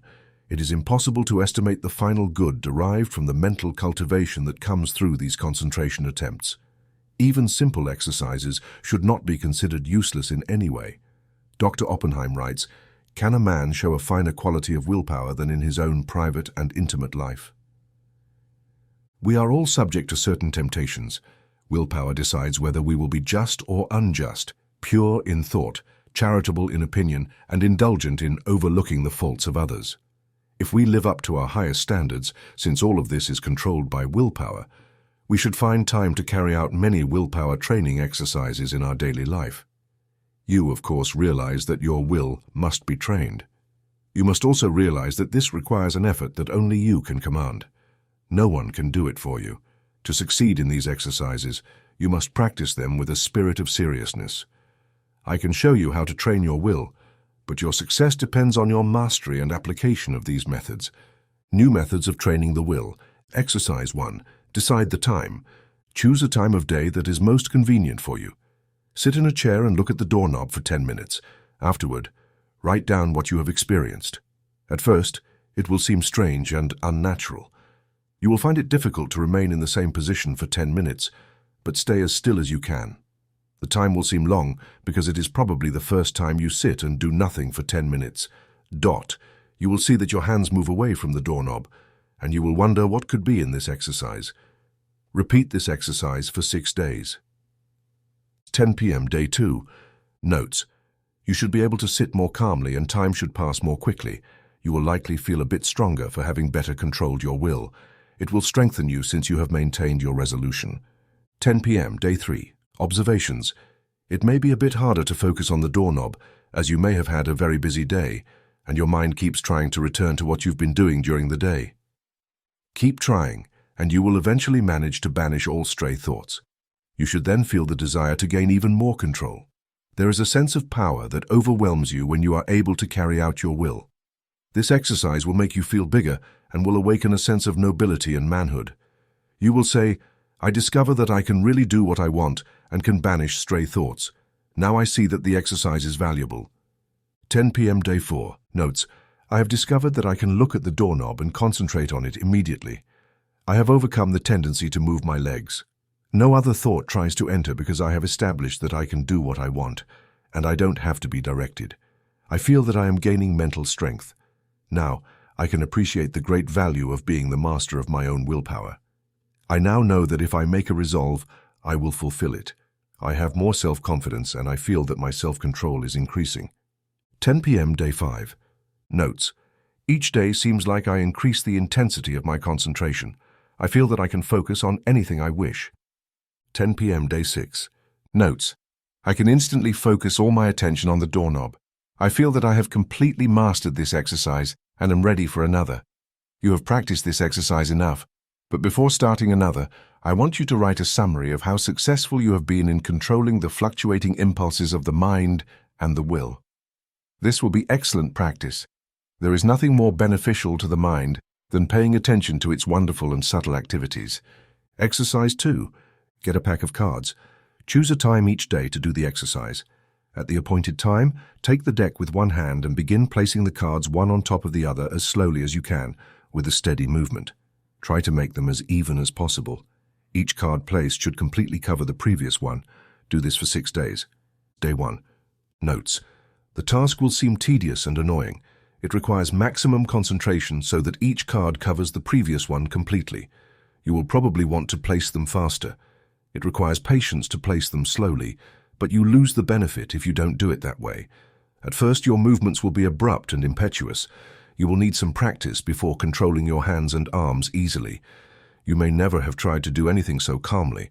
It will require the utmost attention of your will, but you will realize that you are acquiring a calmness you have never had before. Gradually, you will acquire new faculties and recognize how impulsive and impetuous you have been and how, by using your will, you can control your temperament. Day 2. Notes. You begin placing the cards slowly. With practice, you will see that you can place them much faster, but you want to place them slowly, so you must keep an eye on yourself. The slow and steady movement is exhausting. You must overcome the desire to hurry. You will soon find that you can go slow or fast at will. Day 3. Notes. It is still hard to go slowly. Your will urges you to go faster. This is especially true if you are impulsive, as impulsive characters find it very difficult to do something slowly and deliberately. It goes against the grain. This exercise is still heavy, but when you do it, it strengthens you mentally. You are doing something you don't like doing. It teaches you to focus on unpleasant tasks. Writing these notes will be very helpful. Day 4. Notes. I see that I'm beginning to place the cards in a mathematical way. I notice that one card does not completely cover the other. I'm becoming a bit careless and need to be more careful. I command myself to concentrate more. It doesn't seem as difficult to control anymore. Day 5. Notes. I realize that I am overcoming my abrupt movements. I can place the cards slowly and steadily. I feel that I am gaining more composure each day. I control my will better, and my will completely controls my movements. I am beginning to see my will as a great governing power. I would never want to lose the knowledge of the will that I have gained. It seems like a good exercise, and I know it will help me accomplish my tasks. Day 6. Notes. I am beginning to feel the wonderful possibilities of the will. It gives me strength to think about the power of the will. I am able to do much more and better work now that I realize I can control the action of my will. Whatever my task may be, my will focuses on it. I must keep my will focused there until the task is finished. The narrower and more determined I set my intention, the easier I will carry it out. Willpower and determination give will an irresistible force. The more the will exerts itself, the more it acts and reacts in mutual response. Day 7. Notes. Now try to do everything you do today faster. Don't rush or get nervous, just try to do everything faster but consistently. You will find that the exercises you have practiced in delay have tempered your nerves, allowing you to increase your speed. The will is at your command. Make it execute your purposes quickly. This is how you build self-mastery and self-control. This is when the human machine acts as its author dictates. Now you can judge the great benefit of writing your introspections each day. Of course, you will not have the exact experiences given in these examples, but some of them will fit your case. Study your experiences carefully and make the most truthful report possible. Describe your feelings as you perceive them. If you allow your fantasies to color your report, it will lack value. You have described the conditions as you see them. In a few months, if you try the same exercises again, you will find that your report is much better. Through these introspections, we learn to know ourselves better. And with this knowledge, we can wonderfully increase our effectiveness. As you get used to writing your report, it will become more precise. This way, you will learn to govern your impulses, activities, and weaknesses. Every person should try to plan exercises that best fit their needs. If practicing exercises every day doesn't suit you, do them 2 or 3 times a week, but carry out any plan you decide to try. If you cannot devote 10 minutes a day to the experiments, start with 5 minutes and gradually increase the time. The proposed exercises are only examples. Training the will without exercises.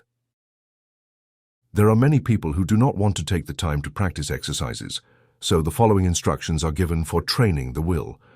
By wanting and doing, the will grows. Therefore, the more you want, the more it will grow and accumulate power. It does not matter whether your task is big or small.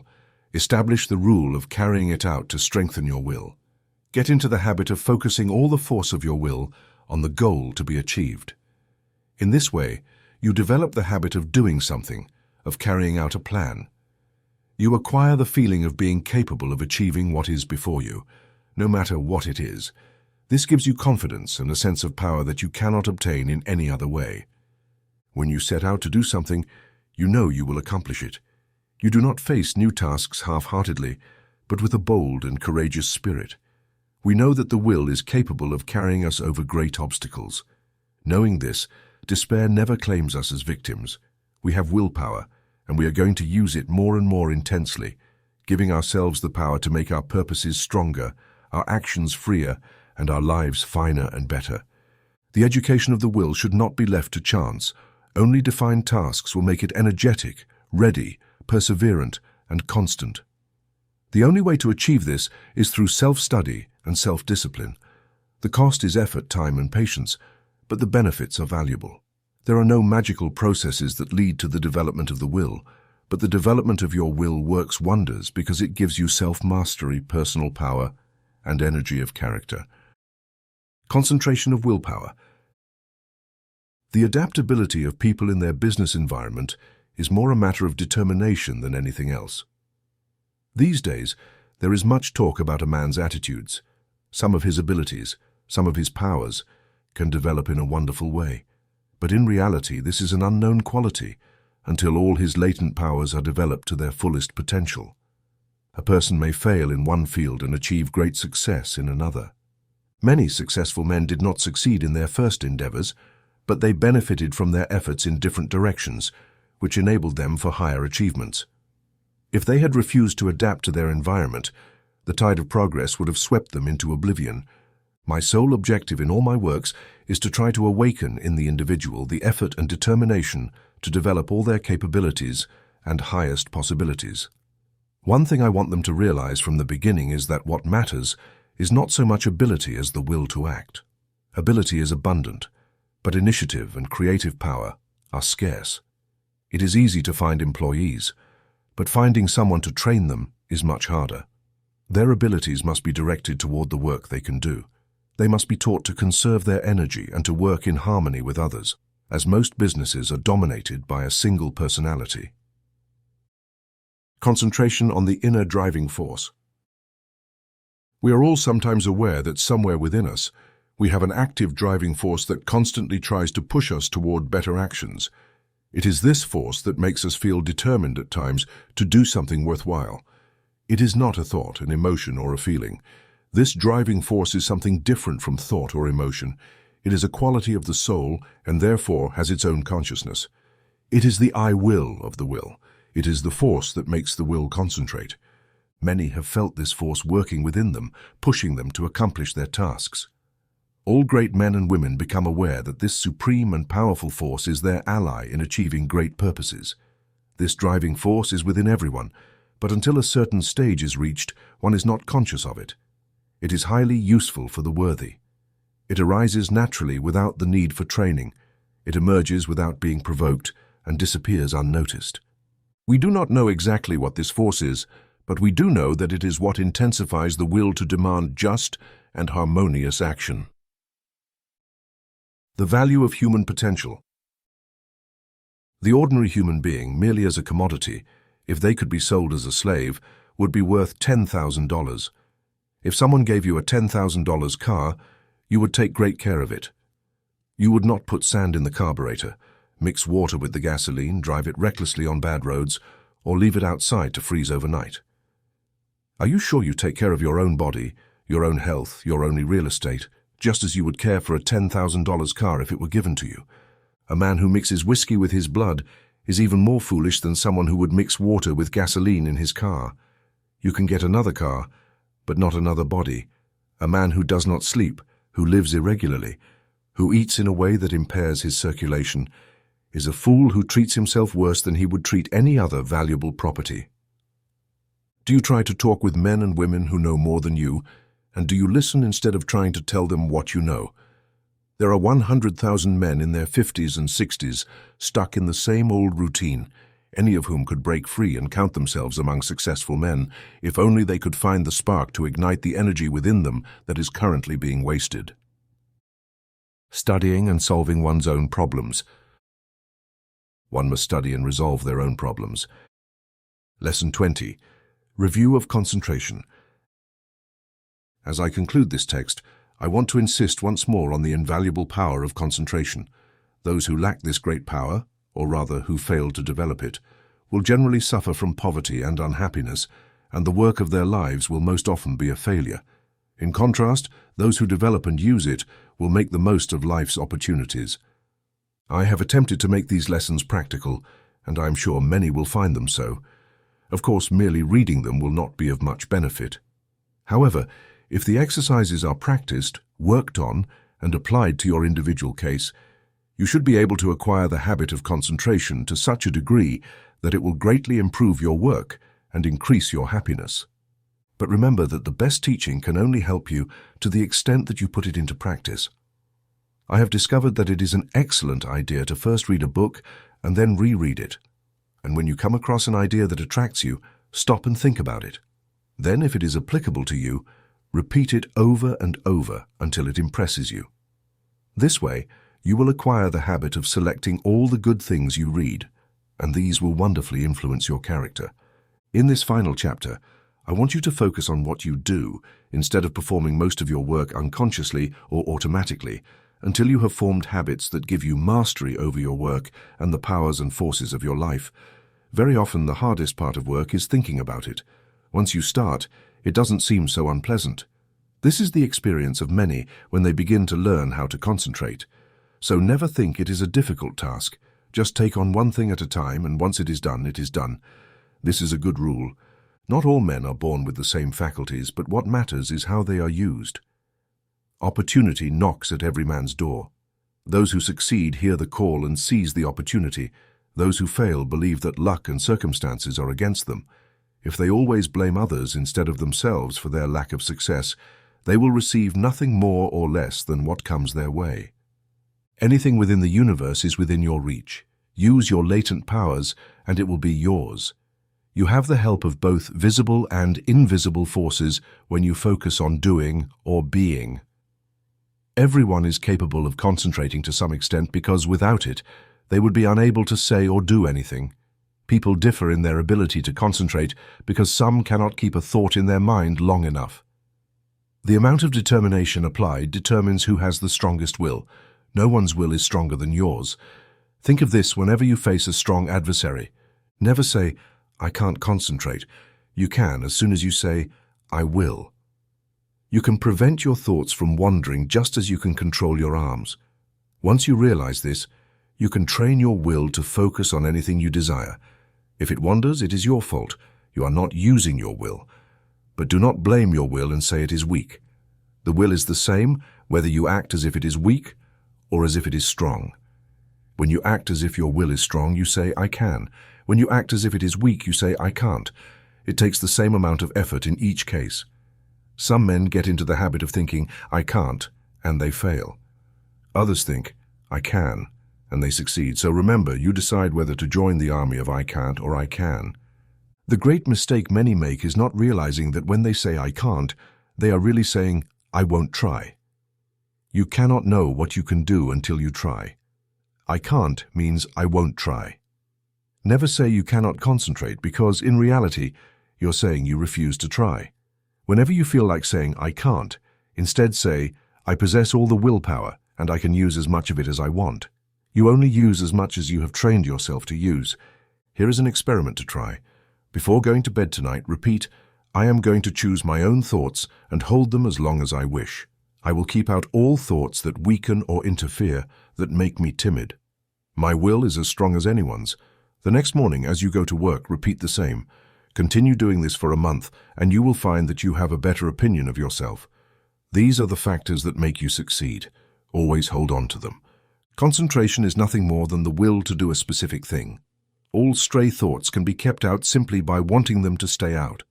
You cannot realize your possibilities until you begin to direct your mind. Then you consciously do what you previously did unconsciously. This way you notice mistakes, overcome bad habits, and perfect your behavior. Have you ever found yourself in a situation that required courage, and you were surprised at how much you had? Now, once you awaken to this, you will have that courage all the time, and you won't need an occasion to reveal it. My purpose in reminding you of this so insistently is to make you aware that the same courage and determination you show in exceptional moments are always available to you. They are part of your vast resources. Use them often and wisely in fulfilling the highest destiny you are capable of. Final instruction on concentration.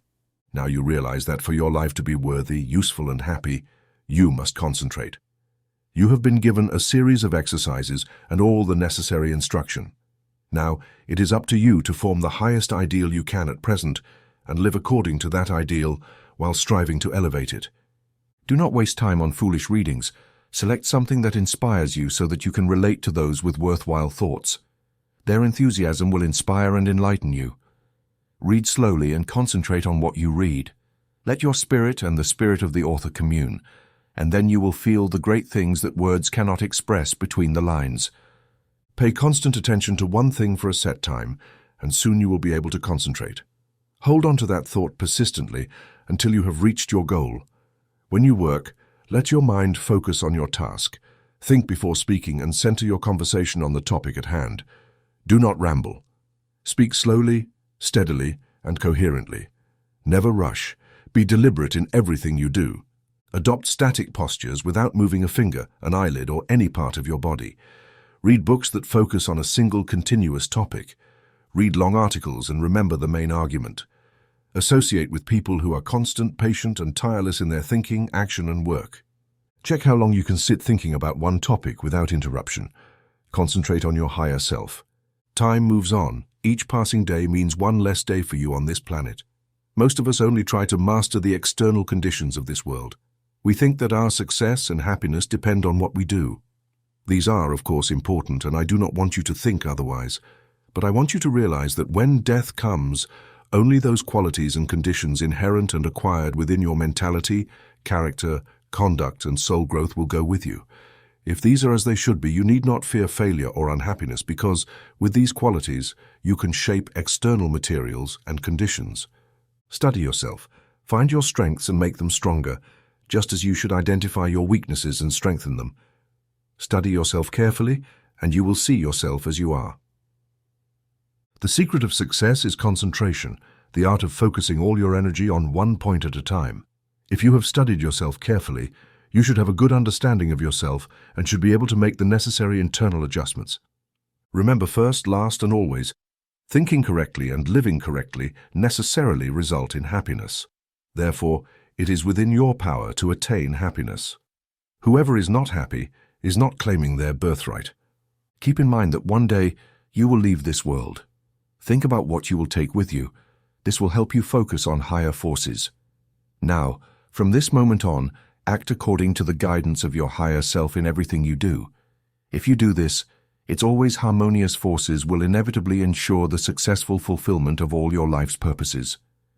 Whenever you feel tempted to disobey your higher impulses, hold on to the thought, "My higher self ensures my happiness by guiding me to do what best aligns with my true relationship with all others." You possess latent talents that, if developed and used, will benefit both you and others. But if you do not use them properly, you evade your duty and will suffer the consequences. Others will suffer too if you fail in your responsibilities. When you activate your mental powers, you will recognize the immense value of these principles in helping you achieve your goals. Ultimately, what is right must prevail.